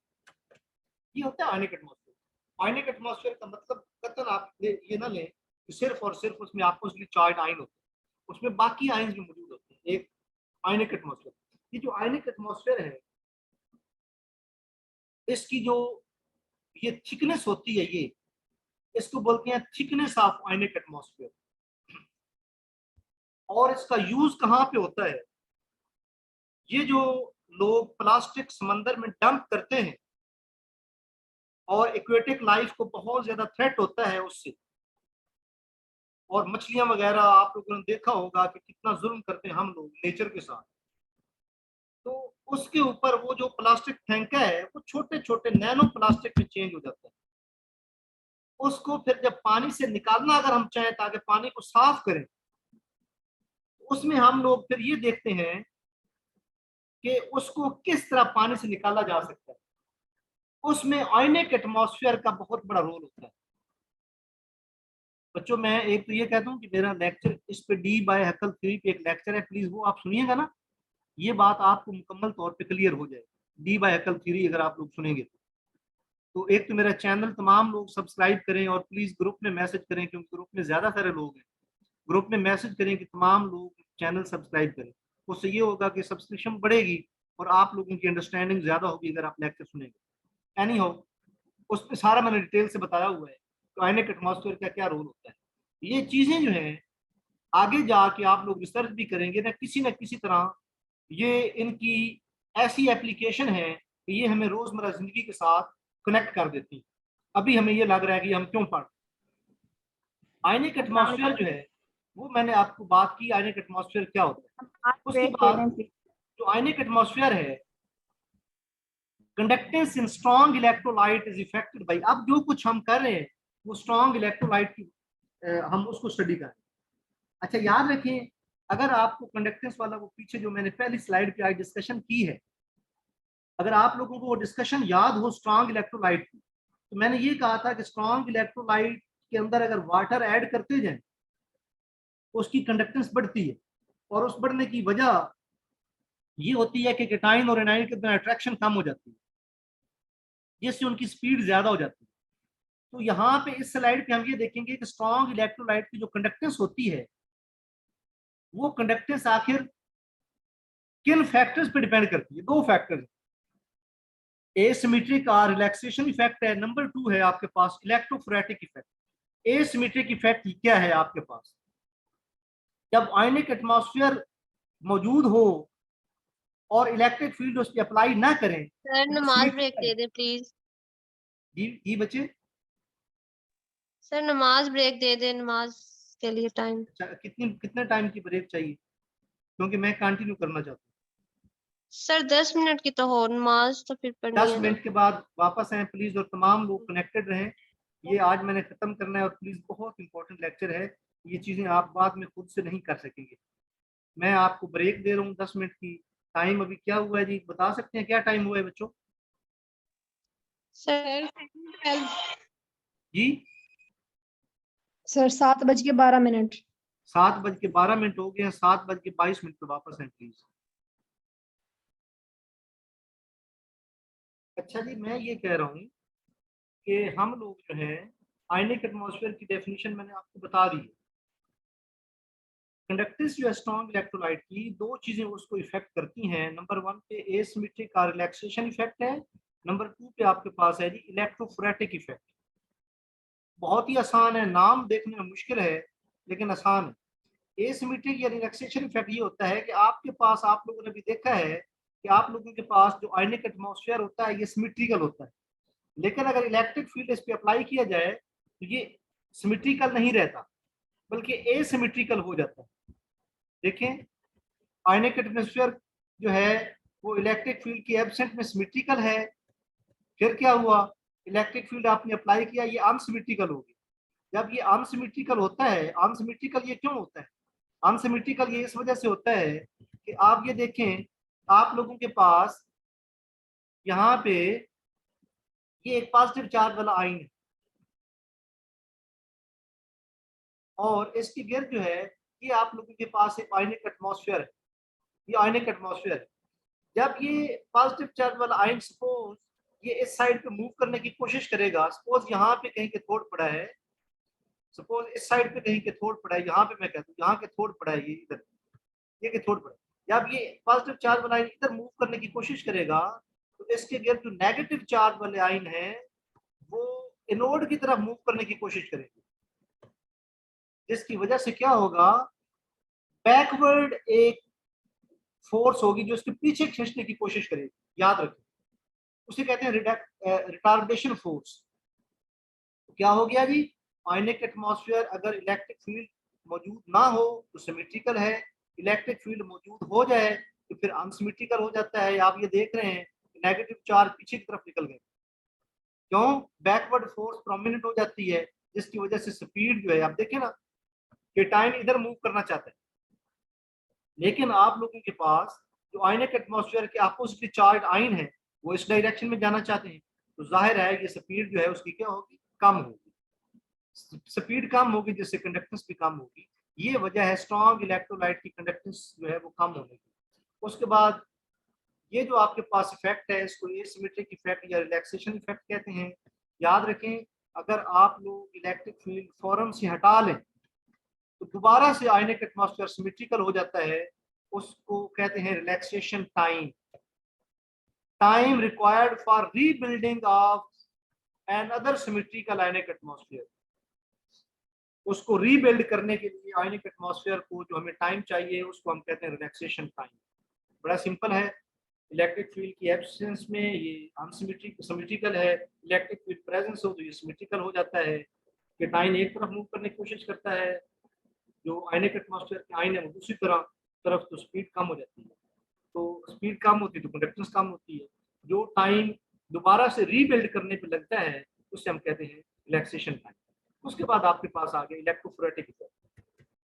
इलेक्ट्रोफोरेटिक इफेक्ट क्या है? आपको पता है आयनिक एटमॉस्फेयर इलेक्ट्रिक फील्ड की एब्सेंस में सिमेट्रिकल होता है, लेकिन क्या होता है, एक यहाँ इंपॉर्टेंट बात, आयनिक एटमॉस्फेयर जो है वो जीरो होता है जब डाइल्यूट सोल्यूशन हो। याद रखें, आयनिक एटमॉस्फेयर नहीं होता क्योंकि आयंस बहुत दूर दूर होते हैं, तो इस सूरत में एसिमेट्रिक इफेक्ट, ये वाला इफेक्ट जो है ये भी जीरो होगा। और इसी तरह अगर इन्फिनिट डाइल्यूशन होगी तो इलेक्ट्रोफोरेटिक इफेक्ट जीरो होगा। इलेक्ट्रोफोरेटिक इफेक्ट क्या है वो ये देखो, ये इलेक्ट्रोफोरेटिक इफेक्ट है। सपोज आपके पास ये आयनिक एटमॉस्फेयर है, ये आयनिक एटमॉस्फेयर आपका इस डायरेक्शन में जाने की कोशिश कर रहा है, सपोज इस डायरेक्शन में। तो अब क्या होता है, इसके गिर्द जो वाटर के मॉलिक्यूल होते हैं, आपको पता है हर आयन के गिर्द फिर सॉल्वेंट के मॉलिक्यूल भी होते हैं। ये सपोज आपके पास इस साइड पे जाने की कोशिश कर रहा है, अब इसके रास्ते में कुछ और भी आयन्स है ना जो अपोजिट चार्ज वाले, उनके गिर्द भी आयनिक एटमॉस्फेयर है, वो इस डायरेक्शन में जाने की कोशिश कर रहे हैं। तो होता क्या है, ये लिखा है ions are generally solvated. Any positive ion migrating towards cathode has to make its way through the medium. Solvent के अंदर से उसको रास्ता बनाना पड़ता है। सॉल्वेंट के अंदर पॉजिटिव जो आयन है वो तो आपका कैथोड की तरफ मूव कर रहा है, तो उसके अगर सॉल्वेंट के मॉलिक्यूल भी है, जो नेगेटिव आयन है वो भी तो एनोड की तरफ जा रहा होगा, तो उसके गिर्द भी सॉल्वेंट के मॉलिक्यूल होंगे। तो ये जो है आपको पता है कि एक करंट के अपोजिट डायरेक्शन में कितना मुश्किल होता है। ये बंदा जो है स्विमिंग कर रहा है, अगर वाटर जो है वो अपोजिट डायरेक्शन में जा रहा हो तो स्विमिंग करना कितना मुश्किल होता है। ये बिल्कुल स्विमिंग के साथ इसकी एनालॉजी लें आप कि आयंस के गिर्द जो सॉल्वेंट के मॉलिक्यूल होते हैं वो सॉल्वेंट के मॉलिक्यूल भी जो हैं वो रोकते हैं आयंस को मूव करने में। इसे हम कहते हैं इलेक्ट्रोफोरेटिक इफेक्ट। याद रखें, अगर इन्फिनिट डाइल्यूशन हो तो आपके पास आयनिक एटमॉस्फेयर नहीं होता। उसकी वजह क्या है? आयंस है नहीं, दूर दूर आयंस मौजूद। एसिमेट्रिक इफेक्ट, जब आयनिक एटमॉस्फेयर नहीं होगा तो ये सारा काम तो आयनिक एटमॉस्फेयर की वजह से हुआ था। इसी तरह इन्फिनिट डाइल्यूशन जो है उसमें चूंकि आयनिक एटमॉस्फेयर नहीं होता, इलेक्ट्रोफोरेटिक भी इफेक्ट भी उसमें नहीं होगा, आयंस बहुत दूर दूर होंगे। तो अनसिमेट्रिकल और इलेक्ट्रोफोरेटिक इफेक्ट, ये जो एसिमेट्रिक और इलेक्ट्रोफोरेटिक इफेक्ट हैं, ये स्पीड कम करते हैं जिससे कंडक्टेंस कम होती है। अब यहाँ आप लोग देख सकते हैं सॉल्वेंट की वजह से अगर अपोज हो रही हो मूवमेंट, उसे हम कहते हैं इलेक्ट्रोफोरेटिक इफेक्ट। आयनिक एटमॉस्फेयर की वजह से हो रही हो तो उसको हम कहते हैं जी आयनिक एटमॉस्फेयर की वजह से हो रही है उसको हम कहते हैं एसिमेट्रिक इफेक्ट, और अगर सॉल्वेंट की वजह से हो रही हो उसे हम कहते हैं इलेक्ट्रोफोरेटिक इफेक्ट। ये बहुत ही इंपॉर्टेंट है, आपके पास डी बाय हैकेल थ्योरी है।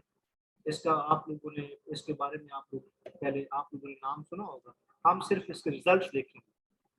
ऑस्वाल्ड डाइल्यूशन लॉ जो है वो स्ट्रॉन्ग इलेक्ट्रोलाइट पे फेल हो जाता है। ऑस्वाल्ड डाइल्यूशन लॉ है कि वो डाइल्यूशन लॉ ये है कि आपके पास जो वीक इलेक्ट्रोलाइट हैं उनकी आयोनाइजेशन बढ़ती है अगर आपके पास उसको डाइल्यूशन बढ़ाते हैं। 0.1 मोलर सोल्यूशन में 1000 में से 13 मॉलिक्यूल स्टिक एसिड के आयोनाइज होते हैं। 0.01 मोलर में 130 मॉलिक्यूल जो हैं 1000 में से आयोनाइज होते हैं। डाइल्यूट सोल्यूशन बनाया, आयोनाइजेशन बढ़ गई, लेकिन स्ट्रॉन्ग इलेक्ट्रोलाइट को 100% डिसोसिएट होते हैं, उनमें ऑस्वाल्ड डाइल्यूशन लॉ का क्वेश्चन है। वीक इलेक्ट्रोलाइट के लिए आपके पास ये जो टर्म है ना लैम्डा वी और लैम्डा इन्फिनिटी, ये डिग्री ऑफ डिसोसिएशन को डिनोट करती है वीक इलेक्ट्रोलाइट। स्ट्रॉन्ग इलेक्ट्रोलाइट के केस में इसको सिर्फ कंडक्टिविटी रेशियो कहते हैं। उसके बाद जो आपके पास कंडक्टिविटी है स्ट्रॉन्ग इलेक्ट्रोलाइट की वो मोबिलिटी ऑफ आयंस की वजह से है। और उसके बाद आयनिक एटमॉस्फेयर के बारे में ऊपर बात बता चुका हूँ, ये आयनिक एटमॉस्फेयर की डेफिनेशन लिखी हुई है। ये आपके पास है जी फार्मूला, ये आपके पास फार्मूला देखें। आपको जो इक्वेशंस हैं उनकी जुबान आपको समझनी चाहिए। ये फार्मूला आपके पास कितना कम्प्लेक्स है, लेकिन इसका मतलब जो है वो मैं आपको बताना चाहता हूँ, वो देखने जरा। सबसे पहले इसमें कुछ कॉन्स्टेंट्स हैं, उनकी वैल्यू पुट की। पाई 3.14 होता है, एप्सिलॉन की वैल्यू ये दी गई है, ये आपके पास बोल्ट्जमैन कांस्टेंट की वैल्यू है, उसके पास आपके पास एवोगाड्रो नंबर की वैल्यू है। ये वैल्यू पुट की तो आपके पास ये आंसर आ गया। इस आंसर में मौजूद चीजों के बारे में आप लोगों को बताना चाहता हूँ। आप ऊपर वाली इक्वेशन याद ना रखें, आप ये एक इक्वेशन ज़हन में रख लें और एक इक्वेशन, ये दो इक्वेशन आप ज़हन में रख लें, तो जो मेरा मकसद है वो मकसद मेरा पूरा हो जाएगा। दो इक्वेशन आप लोग ज़हन में रखें। नंबर 1 जो यहाँ 1/k है, ये आयनिक एटमॉस्फेयर की थिकनेस को शो करता है। याद रखें 1/k, के नहीं 1/k, ये एक इंपॉर्टेंट क्वेश्चन है। के आयनिक एटमॉस्फेयर की थिकनेस नहीं है, 1/k आयनिक एटमॉस्फेयर की थिकनेस। ये देखिए, ये आपके पास आयन है और उसके गिर्द ये आयनिक, ये सेंट्रल आयन है और उसके बाद ये उसके गिर्द ये आयनिक एटमॉस्फेयर। इसकी जो थिकनेस है, what is meant by thickness, thickness से मुराद है सेंट्रल आयन से लेके आयनिक एटमॉस्फेयर तक कितना फासला है, इसको कहते हैं 1/k। सेंटर से लेके आयनिक एटमॉस्फेयर तक कितना फासला, उसको कहते हैं 1/k। Thickness of ion, thickness of ionic atmosphere किन बातों पे डिपेंड करती है, आप जरा सुनिएगा। फैक्टर हम देख रहे हैं। पहले नंबर पे टेम्परेचर के ये डायरेक्टली प्रोपोर्शनल। वजह क्या है? आपको पता है ना, टेम्परेचर हम लोग बढ़ाएंगे ना, आइंस दूर दूर चले जाएंगे, आइंस दूर दूर होंगे तो सेंट्रल आइन को काउंटर करने के लिए नजदीक आइंस मौजूद नहीं है, आइंस दूर दूर है। तो आयनिक एटमॉस्फेयर जो आपके पास है उसको जो चार्ज बैलेंस करेंगे वो आपके पास ज्यादा एरिया ये हो जाएगा, बड़ा आयनिक एटमॉस्फेयर ज्यादा होता है। नंबर 1 तो ये। उसके बाद dielectric constant, dielectric constant की आपने डिफरेंट डेफिनेशंस आपने देखी है। Dielectric constant polarity of solvent को जाहिर करता है, याद रखें। और इसकी एक बड़ी इंपॉर्टेंट डेफिनेशन याद रखें, केटाइन और एनाइन को सेपरेट करने की टेंडेंसी को डाई इलेक्ट्रिक कांस्टेंट कहते हैं। सिंपल डेफिनेशन, आपने कोई इलेक्ट्रोलाइट वाटर में सपोज डाला, वाटर केटाइन और एनाइन को कितना दूर दूर रख सकता है, ये जिन इसे डाई इलेक्ट्रिक कांस्टेंट कहते हैं। अब अगर किसी सॉल्वेंट का डाई इलेक्ट्रिक कांस्टेंट ज्यादा होगा, वो इनको आइंस को दूर दूर रखेगा, तो उससे भी जो आयनिक एटमॉस्फेयर की थिकनेस है वो ज्यादा होगी, याद रखो उसकी थिकनेस ज्यादा होगी। ठीक है ना, आयनिक एटमॉस्फेयर है, केटाइन और एनाइन जितने नजदीक नजदीक होंगे ना, आयनिक एटमॉस्फेयर की थिकनेस है वो ज्यादा होगी। अगर केटाइन और एनाइन आपके पास कम होगी, थिकनेस कम होगी, केटाइन और एनाइन दूर दूर होंगे, तो आयनिक एटमॉस्फेयर दूर हो। वजह क्या है, देखिए ना, ये आयन है, हमने इसके गिर्द एक ऐसा एटमॉस्फेयर बनाना है जो इसके चार्ज के इक्वल हो। अगर इसमें आयन ज्यादा है तो वो नजदीक नजदीक ही इसके चार्ज को बैलेंस कर देंगे, लेकिन अगर आपके पास आयन दूर दूर है तो फिर दूर दूर फिर ज्यादा एरिया में वो चार्ज होंगे जो इसको बैलेंस करेंगे। याद रखें, सेंट्रल चार्ज। टेम्परेचर बढ़ाने से भी आयन दूर दूर होते हैं, आयनिक एटमॉस्फेयर की थिकनेस ज्यादा होती है।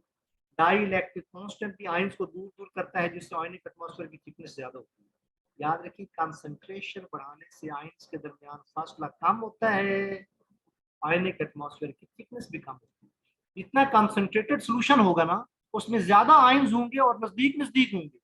ज्यादा आयंस होंगे तो जाहिर है आयनिक एटमॉस्फेयर इस पॉजिटिव चार्ज को बैलेंस करने के लिए नजदीक नजदीक आयंस मौजूद होंगे, नजदीक नजदीक आयंस मौजूद। ये भी देख लें आप लोग। वैलेंसी ऑफ आयन, जाहिर है अगर वैलेंसी ऑफ आयन ज्यादा होगी तो फोर्स ऑफ अट्रैक्शन ज्यादा होगी, आयंस नजदीक नजदीक होगी। समरी बयान करूं आपके सामने। समरी ये है, अगर केटाइन और एनाइन नजदीक नजदीक है तो आयनिक एटमॉस्फेयर की थिकनेस कम होगी।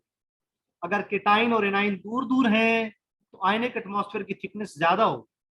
केटाइन और एनाइन नजदीक नजदीक कब होंगे, जब सोल्यूशन कंसंट्रेटेड हो। केटाइन और एनाइन नजदीक नजदीक कब होंगे, जब वैलेंसी ज्यादा हो।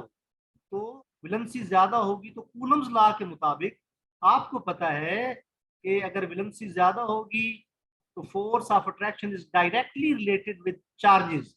वैलेंसी ज्यादा होगी तो चार्ज ज्यादा होगा, फोर्स ऑफ अट्रैक्शन ज्यादा होगी, आयंस नजदीक नजदीक। उसके बाद जो आयनिक एटमॉस्फेयर की थिकनेस है, टेम्परेचर बढ़ाने से आयंस दूर दूर जाते हैं, डाई इलेक्ट्रिक कांस्टेंट से भी आयंस दूर दूर जाते हैं, तो थिकनेस में इजाफा होता है। आयनिक एटमॉस्फेयर के बारे में अगर आपको जी सर, ये प्रॉब्लम समझ ही नहीं आ रही कि जब केटाइन और एनाइन इकट्ठे मतलब आस पास होंगे तो थिकनेस कम जी। कैसे होगी, थिकनेस ज्यादा होनी चाहिए, समझ जी नहीं आ बच्चे, रही। जब केटाइन और एनाइन पास पास होंगे तो फिर थिकनेस ज्यादा होनी चाहिए, चार्ज भी कंसंट्रेट होगा, कम कैसे होगा, समझ नहीं आ रहा है। आपकी आवाज बच्चे प्लीज सही नहीं आ रही, तो आप नजदीक करके फोन पकड़े। सर मैं कह रही हूँ कि जब केटाइन और एनाइन पास पास होंगे तो फिर थिकनेस ज्यादा होनी चाहिए, क्योंकि चार्ज भी कंसंट्रेट होगा दरमियान में, तो समझ नहीं आ रही कि कैसे थिकनेस कम जी होगी। जी जी, मुझे पता चल जाता है कि आपको कहाँ पे प्रॉब्लम है, मैं उसको एड्रेस करने की दोबारा कोशिश करूँ। सबसे पहले तो आयनिक एटमॉस्फेयर की डेफिनेशन आपको पता होनी चाहिए। आयनिक एटमॉस्फेयर सेंट्रल आयन के गिर्द वो चार्जेस हैं जो सेंट्रल आयन के चार्ज को बैलेंस करते हैं। एक हो गया सेंट्रल आयन के ऊपर चार्ज, एक हो गया आयनिक एटमॉस्फेयर के ऊपर चार्ज। अब देखें, अगर सोल्यूशन जो है वो कंसंट्रेटेड है, आयंस होंगे नजदीक नजदीक, उसमें क्या होगा, उसमें ये होगा जब आयंस नजदीक होंगे तो ये पॉजिटिव चार्ज जो है इसके इक्वल अब नेगेटिव चार्ज होना चाहिए। तो अब चूंकि आयंस नजदीक नजदीक है तो नेगेटिव चार्ज इसके नजदीक नजदीक है, तो नजदीक नजदीक होगा तो जल्दी ही इसको थोड़े फासले पे ही इस पॉजिटिव चार्ज को, जाहिर है मैंने कहा आयनिक एटमॉस्फेयर में सिर्फ नेगेटिव चार्ज नहीं, पॉजिटिव चार्ज भी, तो जल्दी ही इसको, इसके चार्ज को काउंटर कर लेंगे, हमारे पास आयनिक एटमॉस्फेयर की थिकनेस कम हो। ये कम थिकनेस है, ये कम थिकनेस है, यानी थोड़े वॉल्यूम के अंदर ही सेंट्रल आयन के चार्ज को आयंस ने बैलेंस कर दिया। लेकिन अगर टेम्परेचर फर्ज किया वो ज्यादा आपने कर दिया, टेम्परेचर ज्यादा करने से आयंस हो गए दूर दूर, जब आयंस आपके दूर दूर हो गए तो ये जो आपके पास पॉजिटिव चार्ज है, अब आयंस दूर दूर है, अब इस पॉजिटिव चार्ज को बैलेंस करने के लिए चार्जेस चाहिए नेगेटिव, वो दूर दूर मौजूद है, तो ये दूर दूर मौजूद, और यहाँ इसमें कुछ पॉजिटिव चार्जेस ये दूर दूर। अब इन्होंने अब जाके ये सेंट्रल आयन के चार्ज के ये इक्वल हुआ है, तो आप देख लें अब आयनिक एटमॉस्फेयर की थिकनेस क्या है, ये ज्यादा है। तो ये बात। अच्छा, जो आयनिक एटमॉस्फेयर की थिकनेस है, अब यहाँ पे ये कांस्टेंट वैल्यूज जो है वो पुट की, कांस्टेंट वैल्यूज जो है वो पुट की आपने यहाँ पे, ये देखें डाइलेक्ट्रिक कांस्टेंट वाटर का है, ये वाटर का 78.6, ये भी ध्यान में रखें, और आपके पास टेम्परेचर 298 केल्विन है। जब ये यहाँ पे पुट किया तो ये आपके पास आ गया।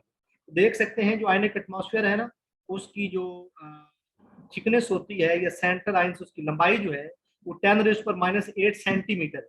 इसको जब मीटर में कन्वर्ट करते हैं ये 10⁻10 मीटर बनती है, और 10⁻10 मीटर को क्या कहते हैं, एंगस्ट्रॉम। आयनिक एटमॉस्फेयर की थिकनेस जो है ना वो एंगस्ट्रॉम में होती है या नैनोमीटर में होती है, याद रखें। और sir dielectric constant of water जो है वो सारे आयंस के लिए 78.6 होगी या डिफरेंट होती जाएगी? डाइलेक्ट्रिक कांस्टेंट वाटर का कांस्टेंट है ना, ये सॉल्वेंट का है, ओके आयंस कुछ भी ओके कांस्टेंट। Okay sir. अच्छा, आप ये देखें यहाँ और ये इस फार्मूले से ये जो आपके पास एक्सप्रेशन आया है, ये एक्सप्रेशन, इससे इंपॉर्टेंट रिजल्ट क्या क्या निकले, याद रखें 1/k is thickness of ionic atmosphere. ये कंसंट्रेशन के, ये कंसंट्रेशन नीचे लिखा हुआ है, कंसंट्रेशन के ये इनवर्सली प्रोपोर्शनल है, वैलेंसी के इनवर्सली प्रोपोर्शनल है, डाइलेक्ट्रिक कांस्टेंट के डायरेक्टली प्रोपोर्शनल, टेम्परेचर के डायरेक्टली प्रोपोर्शनल। ये सारे रिजल्ट मैंने समराइज करके यहाँ लिखनी है। आप लोग इनमें से ये फार्मूला याद रखें सिर्फ एक, और उसके बाद आप लोग इस फार्मूला याद हो जाएगा तो ये रिजल्ट आपको ऑटोमेटिकली याद हो जाएंगे, और कुछ भी आपको याद रखने की जरूरत नहीं, इस स्लाइड से और कुछ याद रखने की जरूरत आपको नहीं। नेक्स्ट, हाँ बच्चों ये कुछ इंपॉर्टेंट बातें हैं। आयनिक स्ट्रेंथ जो है उसका फार्मूला ये है आपके पास, हम एक न्यूमेरिकल करेंगे उससे आप लोगों को पता चल जाएगा। एक एग्जांपल हम सॉल्व करें, 1 मोलर याद रखें मोलर, 1 मोलर सोडियम क्लोराइड के लिए आप लोग आयनिक स्ट्रेंथ की वैल्यू निकालें 1 मोलर। तो सबसे पहले आप लोगों को ये पता होना चाहिए जो आपके पास सोडियम क्लोराइड है, ये जब आपका आयंस में जाएगा तो इससे क्या बनेंगे, सोडियम आयन बनेंगे, और इससे क्या बनेगी आपके पास क्लोराइड आयन बनेगी। तो ये कितना है जी, ये 1 मोलर है। अगर ये 1 मोलर है तो सोडियम आयन भी 1 मोलर बनेंगे, और ये क्लोराइड आयन भी 1 मोलर बनेंगे। अब आप क्या करें, अब आप ये फार्मूला अप्लाई करें। फार्मूले का तरीका क्या, summation mean sum 1/2 into valency of sodium ion 1 उसका square into molarity of sodium ion 1, वो पुट कर दें, प्लस ये सामने प्लस, उसके बाद 4 वैलेंसी ऑफ क्लोराइड आयन उसका square into molarity of chloride उसका स्क्वायर, ये 1। इनको आप सॉल्व करें, आयनिक स्ट्रेंथ का आंसर आ गया 1। आप लोग याद रखें आयनिक स्ट्रेंथ का न्यूमेरिकल आ सकता है और ये कतई मुश्किल नहीं है। सबसे पहले आप लोगों ने क्या करना है, आप लोगों ने आयोनाइजेशन की इक्वेशन लिखनी है। सपोज आपके पास ये मैग्नीशियम क्लोराइड है, मैग्नीशियम क्लोराइड को जब आप वाटर के अंदर डिजॉल्व करते हैं आपके पास बनता क्या है, आपके पास मैग्नीशियम आयन बनता है और आपके पास क्लोराइड आयन बनता है। सबसे पहले इक्वेशन को बैलेंस करें, मैग्नीशियम आयन यहाँ एक है, यहाँ एक है, क्लोराइड आयन यहाँ एक है, उधर 2, ये 2 कर दिए। अब ये हो गया बैलेंस। आपको कह रहे हैं कि इसका 0.5 मोलर सोल्यूशन, अब इसका 0.5 मोलल, याद रखें सवाल है मोलल के, इसका 0.5 मोलल, तो इसके 1 मोलल से ये 1 बनेगा, 0.5 से ये 0.5 बनेगा। और देखें इक्वेशन कह रही है कि इसका 1 मोलल हो तो ये 2 मोलल बनता है, इसके 1 मोल से इसके 2 मोल बने, तो इसके अगर 0.5 मोल होंगे तो ये 2 से मल्टीप्लाई कर दो 1। दोबारा देखिए, सबसे पहले आयोनाइजेशन की इक्वेशन लिखी, नंबर ऑफ एटम्स को बैलेंस किया, उसके बाद देखा जो मोलैरिटी दी हुई, उसके बाद बैलेंस केमिकल इक्वेशन को यूज किया कि इसका 1 मोल हो तो मैग्नीशियम आयन का 1 मोल बनता है, तो इसके 0.5 मोल से कितने बनेंगे 0.5, जितने मैग्नीशियम आयन है ना, जितना मैग्नीशियम इधर 1 है तो इधर 1 बना, इधर 2 है तो 2 बनेगा, इधर 0.5 है तो 0.5। दूसरा, अगर मैग्नीशियम क्लोराइड का 1 मोल है तो क्लोराइड आयन 2 बनेगा, मोलर अगर ले 0.5 मोल होंगे तो 2 से मल्टीप्लाई करके 1 आ गया। अब आप ये वैल्यूज यहाँ पे पुट करते हैं, केटाइन के लिए पहले पुट करते हैं, केटाइन के लिए 1/2 आ गया फार्मूले से, वैलेंसी ऑफ मैग्नीशियम आयन 2 है उसका स्क्वायर आ गया इनटू मैग्नीशियम आयन की मोलैरिटी 0.5 प्लस क्लोराइड आयन आपके पास वैलेंसी क्या है -1, इसका स्क्वायर आ गया और उसकी मोलैरिटी क्या है 1, इसको आप टोटल करके ये आपको आना चाहिए। इसमें मेरा नहीं ख्याल कि आपको मुश्किल है। बैलेंस केमिकल इक्वेशन आयंस की लिखें और देखें कि कितनी मोलैरिटी दी हुई है, उस मोलैरिटी के हिसाब से आयंस की मोलैरिटी निकालें और फार्मूले के अंदर उसकी वैल्यूज जो है वो पुट करें। तो आप लोगों ने you need to remember this expression over there, ये आयनिक स्ट्रेंथ का फार्मूला आप लोगों ने याद रखना, आयनिक स्ट्रेंथ। नेक्स्ट, उसके बाद एक्टिविटी और एक्टिविटी कोएफिशिएंट के फार्मूले प्लीज याद रखेंगे। एक्टिविटी और एक्टिविटी कोएफिशिएंट ये फार्मूला, लेकिन जनरल फार्मूला आप याद रखें, ये जनरल फार्मूला आप लोगों के पास है। अब इस जनरल फार्मूले से हमें क्या चीज पता चल रही है, इसकी आयोनाइजेशन सबसे पहले करते हैं, आयोनाइजेशन में करने लगे। याद रखें ये जो ए है, जो किसी भी फार्मूले में लेफ्ट साइड पे लिखा होता है वो केटाइन होता है, और किसी भी फार्मूले में जो राइट साइड पे लिखा होता है वो आपके पास एनाइन होता है। अब इस केटाइन की वैलेंसी ये Y है और ये जो X इधर लिखा है वो इस एनाइन की वैलेंसी। अब ये फार्मूला आपके पास आ, ये फार्मूला क्या है, ये फार्मूला ये है, और उसके बाद एटम की तादाद भी बैलेंस करें। यहाँ आपके पास A के कितने एटम है X, इधर X लिखो, आपके पास B के कितने एटम है Y, यहाँ Y लिखो। ये आपके पास आयोनाइजेशन का फार्मूला आपको लिखना आना चाहिए। मैं बिल्कुल इसी के साथ का एक फार्मूला लिखता हूँ, आप लोगों को इस बात का आइडिया हो। हमारे पास एल्यूमिनियम ऑक्साइड है, सपोज इसकी आयोनाइजेशन का मैं एक्सप्रेशन आप लोगों के सामने लिखूं, तो एल्यूमिनियम लेफ्ट साइड पे मौजूद है, तो इस पे पॉजिटिव चार्ज होगा, कितना पॉजिटिव, ये जो 3 लिखा है इधर। ऑक्सीजन राइट साइड पे मौजूद है, इस पे नेगेटिव, कितना नेगेटिव, ये 2। बिल्कुल मैंने यहाँ भी ऐसे किया, ए पे पॉजिटिव, बी पे नेगेटिव, ए पे कितना पॉजिटिव Y, बी पे कितना नेगेटिव ये X। तो उसके बाद मैंने नंबर ऑफ एटम बैलेंस कर, इधर एल्यूमिनियम का इधर 2 एटम, इधर 1 है, मैं 2 लेता हूँ, यहाँ पे ऑक्सीजन के 3 एटम है, यहाँ 1 है, मैं 3 लेता हूँ, ये आपके पास है। अब मैं अगर ये फाइंड करना चाहता हूँ मीन एक्टिविटी कोएफिशिएंट, उसका तरीका ये है, activity of positive ion raised to power coefficient of positive ion, activity of negative ion raised to power coefficient of negative ion into 1 divided by इनके कोएफिशिएंट का सम 2 + 3। ये एक्सप्रेशन, तो आपको ये एक्सप्रेशन जो है वो आपके पास निकलाना चाहिए। होगा ये कि आपको इसका कोई वैल्यू दी गई होगी, गैमा प्लस की वैल्यू सपोज आपको दी गई है ये 0.8 और गैमा माइनस की वैल्यू आपके पास दी गई है ये सपोज आपके पास 0.5। आप लोग क्या करेंगे और ये फर्ज ये आपके पास इक्वेशन, आप इस इक्वेशन में ये वैल्यू पुट करें और ये सॉल्व कर लें तो आपके पास मीन एक्टिविटी कोएफिशिएंट जो है एक नंबर की फॉर्म में आप लोगों के सामने आ गया। ये प्लीज इसका स्क्रीनशॉट ले लें इस हालत में जैसे ये लिखा हुआ है, और इसका क्वेश्चन कोई आए तो वो आप करने की कोशिश करें।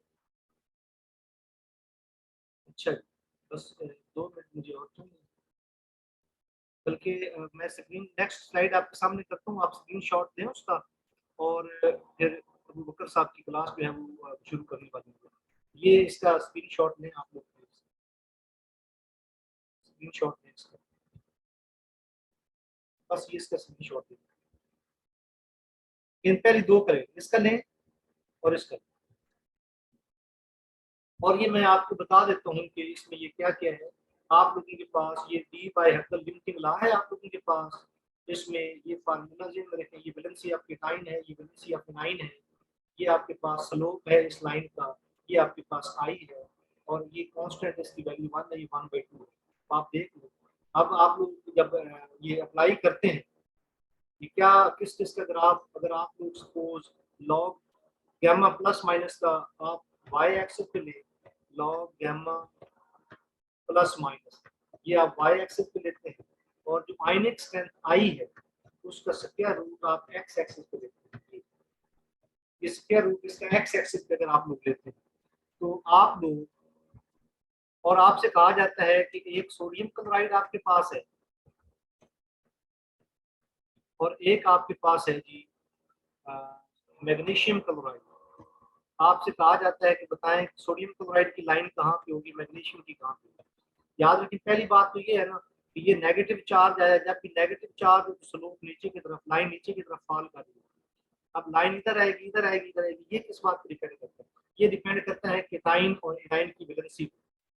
यहाँ पे ये 1 है, यहाँ मैग्नीशियम की 2 वैलेंसी है, क्लोराइड की 1 है। तो देखिए जब आप केटाइन की वैल्यू पुट करेंगे सोडियम क्लोराइड के लिए तो +1 और एनाइन के लिए -1, तो आपके पास स्लोप क्या आएगा, ये मतलब 1 आएगा। तो ये ऊपर वाली लाइन। आप मैग्नीशियम क्लोराइड है, मैग्नीशियम की ऑक्सीडेशन स्टेट क्या है +2, क्लोराइड की ऑक्सीडेशन स्टेट क्या है -1, 2 × -1 या -2 × 1 2 आ गया, तो स्लोप ज्यादा आया, लाइन ज्यादा स्टीप हो, स्लोप का मतलब है ढलवान ज्यादा हो। अगर आपके पास सपोज एल्यूमिनियम क्लोराइड है, मेरी बात सुनिए, एल्यूमिनियम क्लोराइड है तो एल्यूमिनियम की वैलेंसी क्या है +3, क्लोराइड की वैलेंसी क्या है -1, यहाँ पुट करें, एल्यूमिनियम की वैलेंसी 3 पुट करें, क्लोराइड की वैलेंसी 1 पुट करें, तो आपके पास जो स्लोप आएगा वो 3a, ये भी साथ ही आएगा, तो ये स्लोप नीचे फॉल करेगा। तो ये 1:1 इलेक्ट्रोलाइट के लिए इसमें केटाइन की वैलेंसी भी 1 हो, एनाइन की वैलेंसी भी 1 हो। ये आपके पास 1:2 के लिए है, ये 1:3 के लिए है। आप सिर्फ ये याद रखना है इस लाइन का स्लोप क्या है, इस ऊपर वाली का 1 × 1 1a, 1 को 1 से मल्टीप्लाई 1। इस लाइन का स्लोप क्या है, इसका स्लोप है 2a। नीचे वाली लाइन का स्लोप क्या है, इसका स्लोप है 3a। जो जो केटाइन और एनाइन जो है वो आपके पास उनकी वैलेंसी बढ़ती जाएगी, स्लोप ज्यादा होता है। आपने ये ग्राफ याद रखना है, ये फार्मूला याद रखना है, आयनिक स्ट्रेंथ के साथ रिलेशनशिप याद रखना है। मेरी तरफ से आप लोगों को अल्लाह हाफिज, थैंक यू वेरी मच।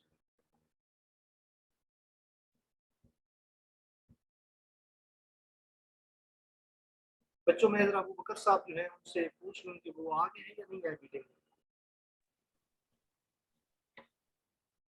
एक मिनट प्लीज होल्ड कीजिएगा आप लोग। सर पिछली स्लाइड शो कर दें। जी सर पिछली स्लाइड शो कर दें, पिछली